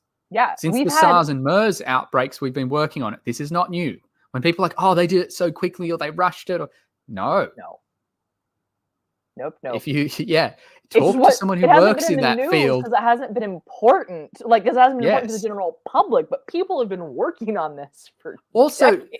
Here's the thing I don't get about being faster with it. I was like, oh, we did it faster. I'm like, that's technology. Yeah. We get better at doing things. Why are you surprised? Yeah. It's like, we went from the first computer back in, like, proper computer in 1941, Colossus, to, and then you go to the supercomputers of, say, the 80s or 90s. And we've gone from there in like a couple of decades to, the same amount of power sitting under my second monitor. I like to, or in your phone, is there's more computing power in my phone than there was on the computer that got the Apollo 11 to the moon, right? Like, it was because part of the reason was they needed to keep it simple. But I really like how they did the coding for that. It was actually, they used hardware for the software. They had a bunch of wires that went through the magnetic rings, and if it went through, it was a 1, and if it didn't, so you couldn't have accidental changes to the code. I think it's really cool. But cool. I think it was like this giant like hard drive that had the equivalent of less than a Word document. Yeah. But the thing is, we look at that, we said, well, it would be such a stupid argument for me to say, well, the latest phone is so much better than the last one. How do we do it so quick? I'm like, people would look at me weird. Right. I don't. And so I always find it odd that people will play with the mind like this. She'll do. I wouldn't be surprised if she's going to go down that route. But yeah, in conclusion, giant note. Everything she said about that vaccine is wrong. Okay. Which creates more antibodies to gobble it up, which pulls it inside it, and it becomes the self-replicating process. So still no, it doesn't. Like having an on switch with no off switch. No, that's cancer. No. One of the other things that this virus is doing is it's programmed. Depending on which vaccine you talk about, it's either the messenger RNA goes into the cell and starts to create a spike protein. We hear about the spike protein all the time, right? The spike protein then gets an antibody developed to it. That antibody to the spike protein directly attacks the lungs. What? No, it doesn't. No. Wait, what did she And if say? it does, what? She just said that the antibody, once it's seen the spiked protein, the antibody goes and attacks the lungs. Like, no. It doesn't. That's not how. Or if it does, it's in such a small amount that it's better than getting COVID. Yes, there we go. It just doesn't. It's just like it just doesn't. How would that even like that's not how the immune system works, like it's not how vaccines have ever worked. I think just throwing out blatantly false things because it gets people scared and they have no way of checking it. Yeah, we saw that with the PragerU. Sorry. Apparently, the conspiracy theory is that it attacks the uterus. So get your BS right. I've also heard it attacks sperm counts as well. And have you not seen? Because it's like it's becoming a joke now, where all these people think that unvaccinated cousin's friend Oh, something about unvaccinated sperm. That's like Yeah, gonna be a currency. Yeah. No, it's no. just like No, no. no. If I don't you're know. It might be unvaccinated, worth you keep well away advertising that you from got me. some to sell, and people would pay good money for it. I think in this disinformation age, Yeah. People pay good money for this BS. right? Right. Again, this was the only free class. Right. Oh, I can't imagine what kind of content we could And- get for $100. Yeah, by the way, like every other one is like 30 or 50 or like, right? Like it's dollars. Oh my gosh. Well, I think, yeah, she says it attacks the lungs here. Others have said it's so close to certain reproductive cells that it can cause infertility. Others Sure have said that it can. attacks the heart. Like it just goes on and on and Jesus. on because But like you just throw more of it at the there, wall and you pass it around in an echo chamber, and people are so scared that they're just going to act differently than they would have acted otherwise. Yeah. The Yeah. big But- problem is people Well, but- don't have a way of double checking this, and yeah, she's but just what's so frustrating to me is that like I know this much about anatomy and how the immune system works from like freshman biology in college, right? I know this much. And I know that's not how the immune system works, right? Like how like okay, She so must- so I like, think she's there are counting on her certain- audience having no understanding. Right, because there's certain like diseases, like autoimmune diseases, right, where your immune system attacks healthy cells, but that's an autoimmune disease, right? And that's like that's not. So I sorry, I'm stuttering and I can't make a complete sentence right now because I don't know how again a physician, an actual doctor, right, can spread this bad of misinformation that I understand it's wrong with one semester of biology where we talked about T cells for 2 lectures. You've got more biology than me. Right? Like I'm at the bottom of the Dunning-Kruger graph or that. Like I am. yeah, I know nothing I about know nothing biology. about this, and I know she's wrong.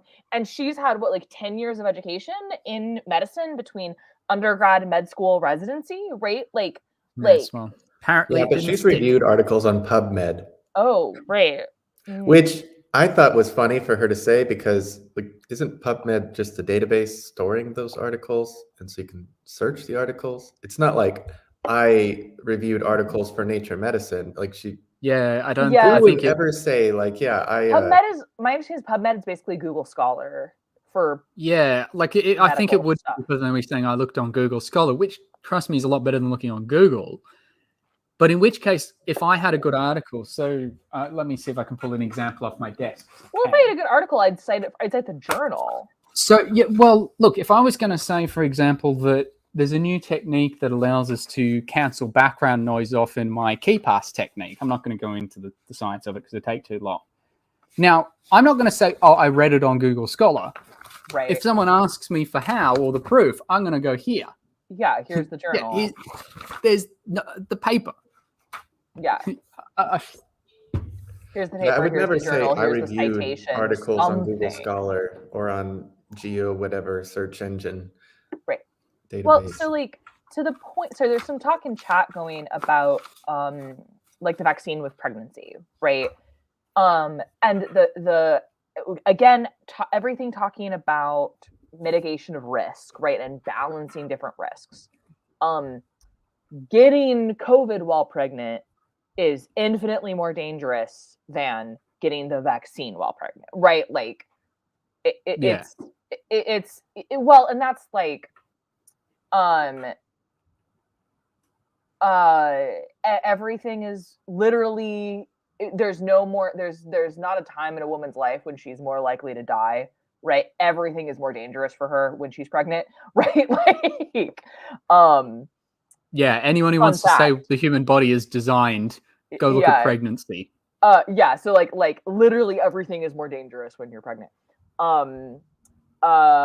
So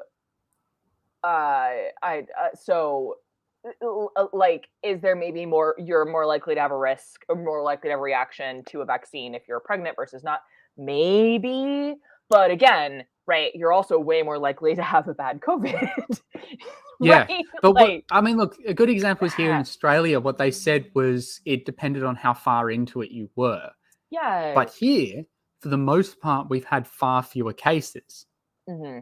And so I remember speaking to someone who was in that position where they were balancing it up. But because we'd actually had at that point gone a couple of months without a case and we'd Yeah. only just started getting a few, Yeah. staying at home, wearing masks at the workplace, washing hands was probably enough to mitigate that risk, where it was probably safer in their case not to, because they were fairly late into it.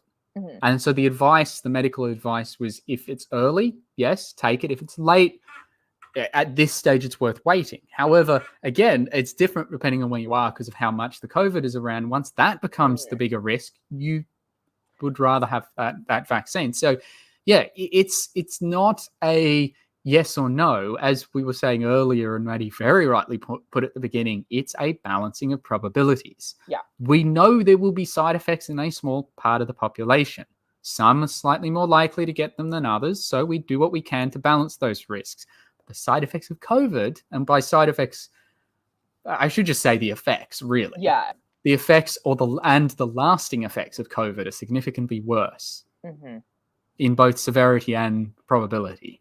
Absolutely. And so, like, you know, if someone is pregnant, right, and like hasn't been able to get the vaccine, right, and is having to weigh those, like, that's absolutely a decision that woman should be making, that person should be making in close communication with their physician, right, and like understanding their individual circumstance.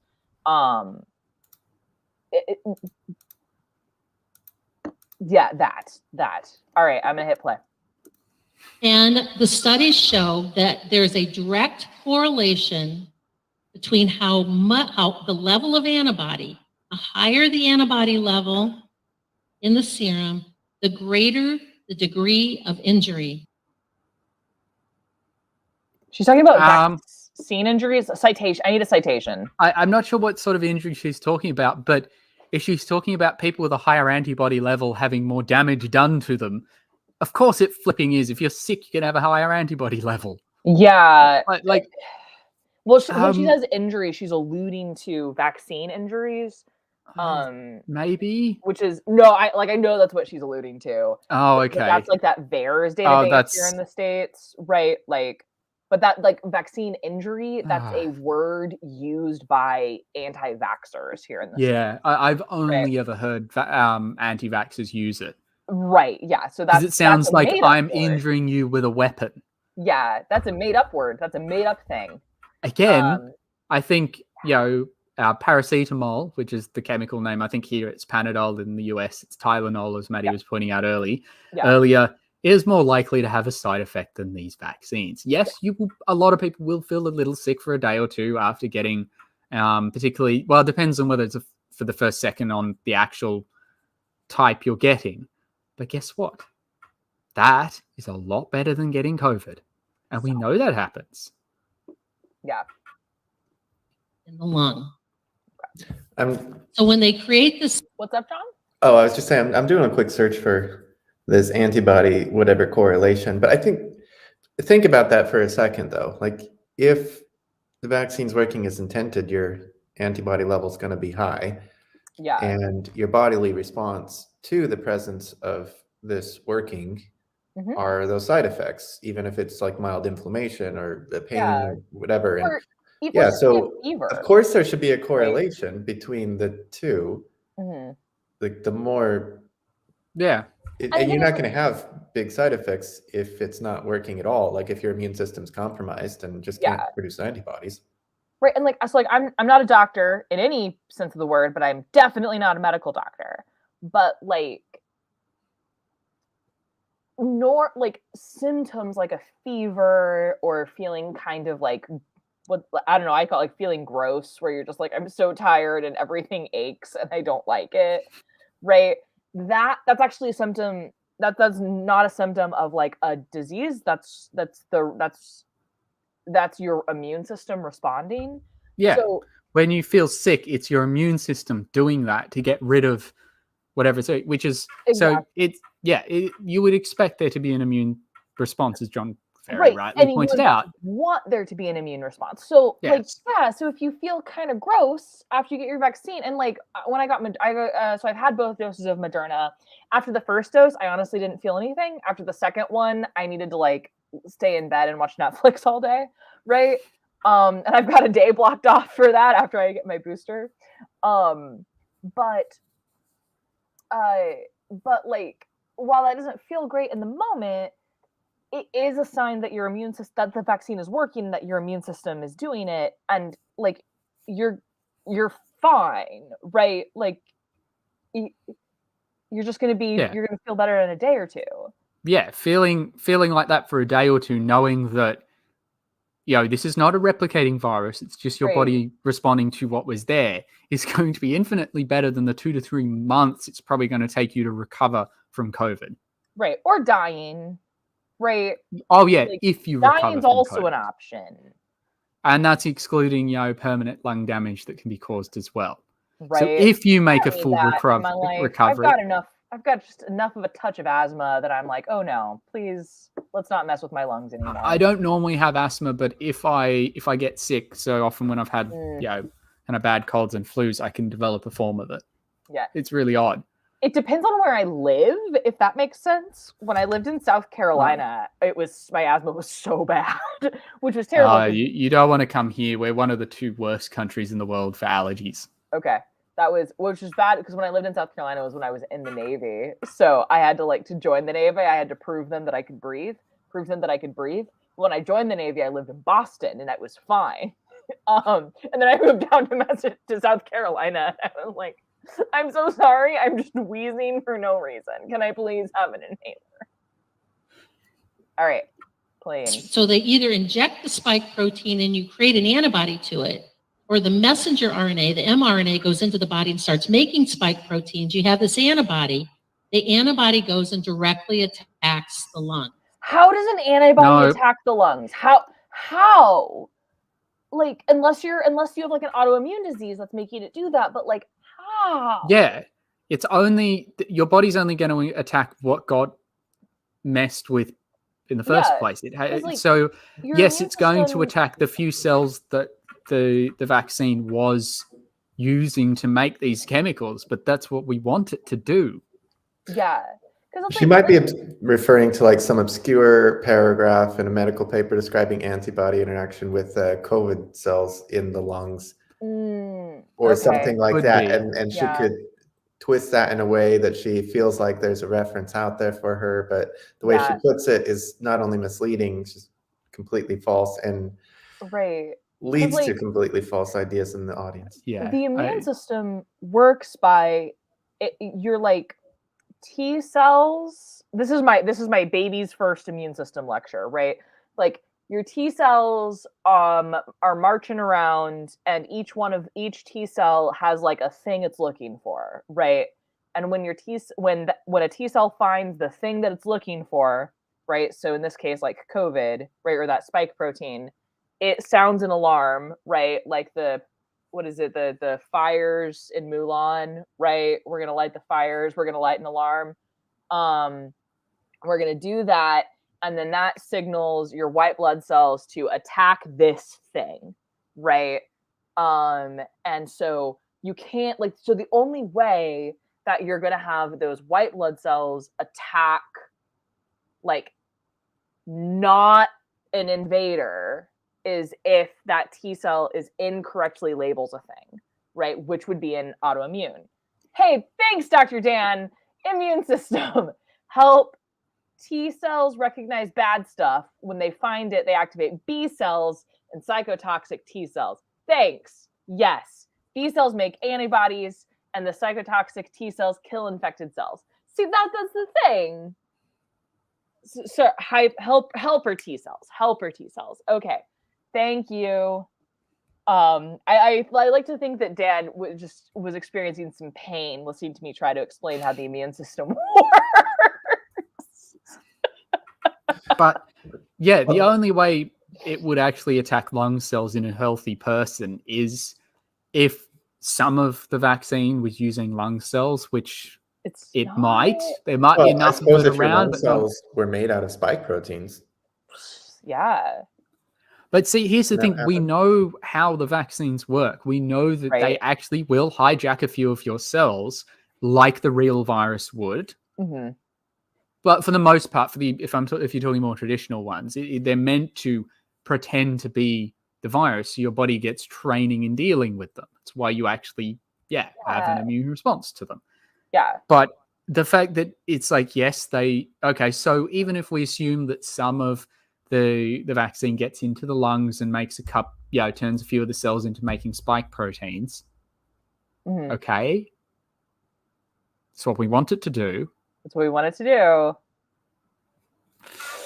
All right. Dreading to see where she goes. I'm going to hit play. Now, how are they going to position that? None of it's going to be, when people start getting all these accelerated autoimmune reactions and they start getting worse and we call for more ventilators and we do all this stuff, they're not going to blame it on the vaccine. The only people that need ventilators are the unvaccinated. Well, this is correct. They're not going to blame. We're not going to blame it on the vaccine because that's not what's happening. Of course we are. It's like saying I'm not going to blame the increase in people drowning in pools on the consumption of cheese. Yeah. No, strangling in bed sheets, with cheese, because that's actually correlated. I love that site of like the random things that correlate together. My favorite one is, it's like, is it suicides by hanging and films Nicolas Cage has been in or something like that? Oh, that's excellent. Okay, let's keep going. But seriously, so this was a thing earlier this year out here in Oklahoma, right? Like we got to a point where again, like every ICU bed in the state was full, right? With COVID patients, where every single ICU bed was full. And 99, it wasn't quite 100% because of this, that, and the other, right? But like the people filling up those ICU beds and needing ventilators because of COVID were the unvaccinated, right? Like, so this prediction she just made just does not hold up. A mutant strain, exactly. How many mutants are already out there from this virus? The last time I looked, she has to know better than this. She has to know better. There is no way. She has no excuse for saying that. Unironically. Yeah. Because of course, like we know how, like, there's a reason you have to get a new flu vaccine every year because the flu virus mutates so fast that it's not the same. It's different enough from one year to the next that your immune system doesn't remember it because it's different. It's changed. And so COVID does that. That's why there's no cure for the common cold because the rhinovirus mutates so fast, but we don't vaccinate against it because it's not killing people, you know? But see, here's the thing. Even if you look at the people dying from the mutant strains, the majority of them are unvaxxed. Right, the actual proportion of people who end up in hospital is almost none of them. Particularly if you exclude pre-existing conditions, which is why we need to vaccinate everybody that we can safely do so, because I acknowledge there are some people for medical reasons we can't, and we need to protect them by vaccinating everyone who can. That, if you exclude them, they're not dying of COVID, even if they get it. For the most part, they're not getting sick. Yeah. So she cannot make this statement, honestly. I am now flat up calling her a liar. Yeah. Because the messenger RNA replicates itself and creates a mutant each person it goes through. No. So the spike protein is going to kill people. This is the other thing the spike. It's like someone took because some of the words she's saying are accurate. She's taking, let's say, a paragraph about COVID, and she's doing like snipping it out and moving everything around. And it's like, these are words that individually make sense, but in that order could not be more wrong. Right. It's like a Star Trek science, right? Like some of those words are real words. So yeah, because she got so close. The RNA vaccine does mutate, and that's why we get the mutant strains, but it has nothing to do with the vaccine. If anything, the vaccine is going to slow it down because it gives less chances for mutation. Just popping Dr. Dan's comments up on screen there. Yes. The mRNA M doesn't in rec- front of the M in front of the RNA means messenger. That's all it's doing. It's taking code from one place, and by code, I don't mean it in intelligent like computer code. I just mean DNA. It's just the chemical signature from one place to another, and telling your body to make chemicals in response to it. Yeah. TA Brian. That's all it does. Immunology Mad Libs. Hey, this is a good idea actually for a Mad Libs twist. A disinformation Mad Libs, like just pick some words and you could make your own disinformation campaign. I like it. By throwing in whatever vocabulary you want from the medical journal dictionary, from your geology dictionary. Oh, I should do one for lasers. Ooh, yeah. Or the spike, the antibody to the spike protein. The other thing that the antibody does, and I found this really, really interesting and important, was something I learned when I read through these papers. Macrophages are a type of white blood cell in your body that are garbage eaters. The white blood cells are the ones that... Why did you learn about that when reading these papers and not when you were in medical? Yeah. That's like, kind of what I was thinking. Is a word I have heard. I mean, I think I learned about this on the Magic School Bus. Yeah. That episode when they have to go into the, like, they try to go into the cut on the kid's knee. That one? Yeah. Yay, we're all Magic School Bus kids. Yeah, Miss Frizzle. And there was another movie too. It was, I think, a movie from the 80s where they shrink down and they go inside the body somewhere and they're like getting attacked by white blood cells. A few. I know there's one episode where they actually are shooting at. Oh, is that no? That might be smells. I think that's particles for smell. I do remember the video games, like the early video games on CD for like Windows 95 for Magic School Bus. That's cool. Although I'm curious where she's going with this, because she's already shown that she's coming up with this as an anecdote for people. Yeah. This is not going to be honest, but right. Let's see. That go in and fight off infections. They're like little garbage eaters. And then I found that there's two types of macrophages. There's macrophage type 1 and type 2. Type 1. Should have known that. Yeah.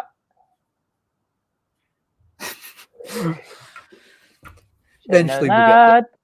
But again, this is stuff she should have known, as like shouldn't have been a surprise to her once she was a doctor. Yeah. This was something that she was explained to her in the year of our Lord 2020 when she became a board certified physician in like the 80s. So that's concerning. Are really inflammatory. They're the ones that when you first get an infection, like in your skin, like a paper cut, or you first get an infection in your lungs, that macrophage type.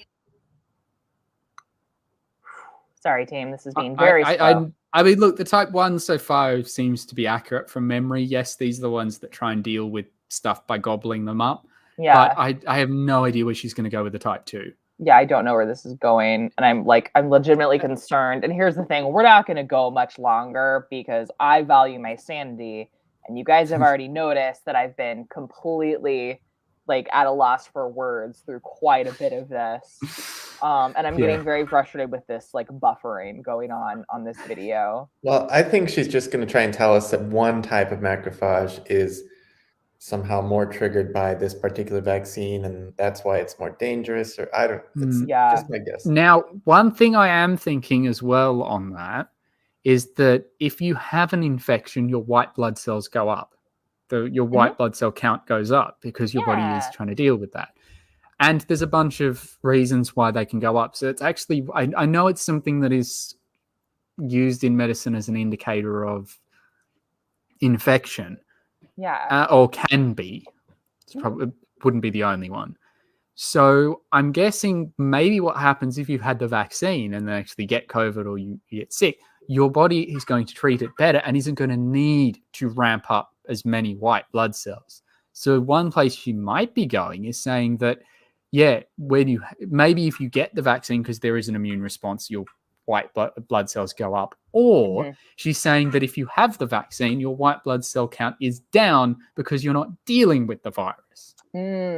Both of which are expected, and it's kind of what we want. Right. One goes in and releases a lot of cytokines and creates a lot of disruption, causing a fever, so your body can start acting to kill off the infection. So the yeah, so far, actually, I can say she's finally got a couple of sentences that seem somewhat accurate. Yeah, I'm just very concerned that she learned about this recently, right? Well, Like, it's probably she probably got it from Wikipedia, and that's she's just reading off of there, and that's why it's more or less accurate. Yeah. Right. Although this is a common trope in pseudoscience, you have a tiny bit. It's like accurate. So people go, "Oh yeah, I've heard that. That seems that's scientific," and then it drops off a cliff. Yeah. And I don't like where she's taking this knowledge bus. Right. I'm very concerned. So the macrophages type 1 are pro-inflammatory, and you want them to be pro-inflammatory when you start to get an infection. As we start to win the war on the infection, and the infection starts to go away, macrophage types 2 are anti-inflammatory, and they're the ones that kind of come in and clean up. Okay, so seems reasonable to this point. Normal? This seems. Yeah, creation myths saying, yeah. Yeah. Yeah, and CM I want to did finish call it. this section, but I'm about to give up on this video.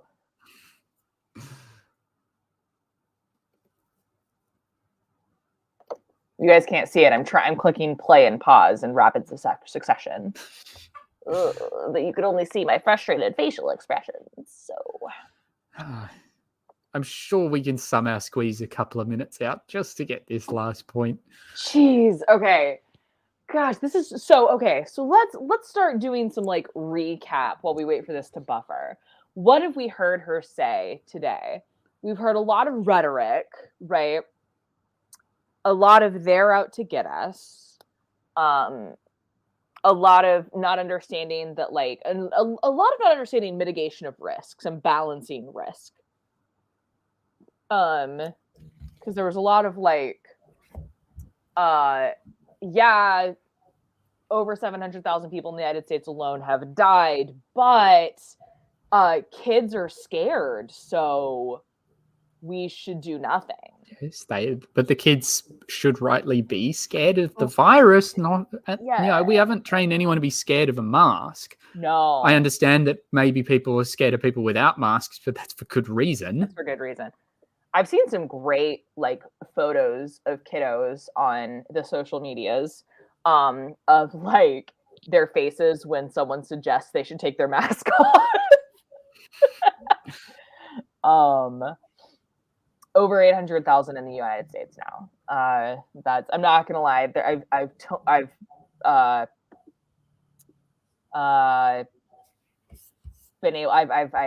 backed away from keeping track of like daily numbers, just for my own sanity. But yeah, Icarus, that's a good TLDR. She collected all the COVID misinformation lies from a year and a half and put them into a single speech. So I think the other tactic here is just taking, common processes in the body and making them sound really scary. Yeah. And also misrepresenting them, which is like. Yeah. How many times did we have to say that was expected or this is what we want it to do? Right. Yeah. The way she tries to describe like antibody production and T-cell response, and this is something that happens in your body every single day. Yeah. Not just when you get a vaccine or when you get an infection. I mean, you're constantly fighting things off. But if you describe it in a way that sounds scary, like almost makes it sound like a rare episode in how your body functions, and it's just. She's also said a lot. It has only rhetorical effect. She's also said a lot of things that are outright untrue, right? Like this idea of CO2 feeding cancer or wearing a mask measurably lowering your oxygen levels. So there's been some things that are just like misrepresenting, and there's also some things that are just outright lies. And gorgeous Roddy Chrome there wants to know how I found this person. Listen, I went on a mission. I went on a mission to find the anti-vaxxer disinformation machine, and she's at the head of it. With much wailing and gnashing of teeth is the answer to that. All right, I'm going to try to click play. I'm going to see if we can listen to her anymore.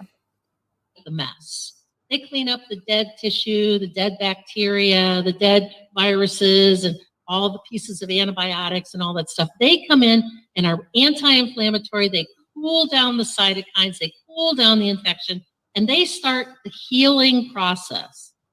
Type 1s want to start the war. Healing they want you to is a fight off that infection. pseudoscience alarm. Yeah. When you hear healing, you know you're going to get pseudoscience. Also remember that earlier she was promoting that whole like alkaline thing. So let's, yeah. As we're winning the war, the type 2s come in and want to calm down the thing. What those antibodies to the spike protein do is they directly so close. No, so close. Tell me what they do, crazy lady.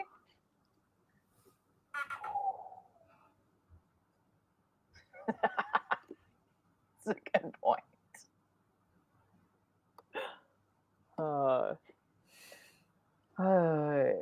Yeah, I'm with Silver Harlow on that one. Yeah. attach to those There we M2 go. Okay. macrophages and kill them. And they never show up. No? What?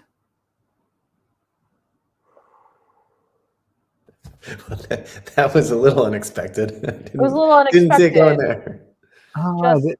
Just somehow the virus causes, sorry, excuse me, not the virus. Somehow the vaccine causes the part of your immune system that like, oh, okay, we amped up this immune response. Now we don't need to do that anymore. Let's ramp it down. Causes that to not exist. I think we need another sentence because I have no idea what that was meant to mean. Well, let's just take a look at how many of the 200-something million people vaccinated just in this country alone have these runaway infections because those macrophages never showed up. Yeah. Does that really happen? I mean, you could do a quick sanity check here, and Well, not just look that in the can't US, happen. but everywhere else at other types of vaccines. So Yeah, that doesn't just make sense, but that can't happen, right? Because like you don't then have a fever forever. Yeah, and most Right. people don't even get it at all. I didn't even have a fever. I felt kind of gross for a day and then was fine. So clearly I had an amp up immune response that then died down. So or is she saying that the one that amps it down gets rid of the spike protein or like gets rid of the antibodies that your body's meant to be using as a reaction to the vaccine so that it's actually wiping out the effect of the vaccine? No, I think what she's saying is that you now have this permanent inflammation, right? Because inflammation, that's another keyword. It's another trigger word for anti-vax, right? They like to throw that around as the root of all evil. So let's see if we can get another sentence or two out of her. So in the animals that died from this pro-inflammatory stuff in their lungs, when they sacrificed them, what they found was that the animals that died from the infection. I don't know where we're going. That got weird. I think what she's trying to say is that if you get the vaccine, then you'll permanently have this inflation, and that's how a vaccine injury occurs. That's what I'm hearing her say. That's nonsense, right? There's no logical way to actually make that make sense. But like I think that's what she's trying to say.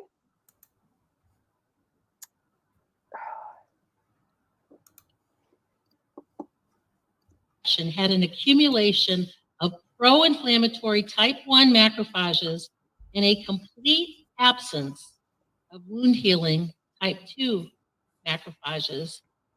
Citation needed. Citation needed. Yeah.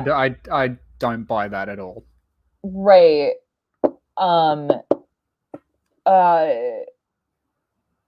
Yeah.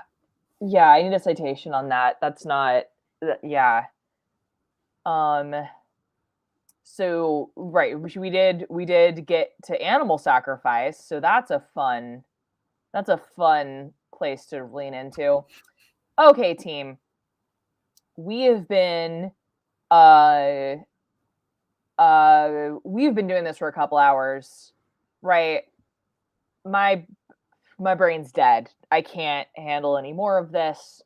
Well, maybe if you didn't have so many of those excess antibodies running around killing your lonely Honestly. brain cells, then you'd be able to finish the video. I saw that last comment. Is that wait? Is she one of the one? Oh, yeah. It shouldn't be surprised. 5G. I can't wait for our 5G themed collab. Oh, I actually. So the hardest bit when I was looking through that was because he actually brings a paper up. He's got a single Ooh. reference, and it's Okay. a review article, and it's Mm. published in what seems to be a fairly reputable journal. Okay. Which made it a bit hard. But I've been looking into it and the author, and I think I have enough. Excellent. But yes. All right. Goes. So, yes, Almost a Doctor and I are working on a collab debunking some 5G and random stuff. That's going to be super fun. Thank you so much for everybody that hung out this whole time. This has been a journey. We've been on a journey together. If you're not subscribed to Almost a Doctor, you absolutely should be. Do you have anything exciting coming up? I still have that video on the fastest objects. I'm hoping it'll be out this weekend. It just, the style of video I make can take a while in between doing PhD stuff. Yeah, it turns out doing a PhD takes time and effort. Awesome.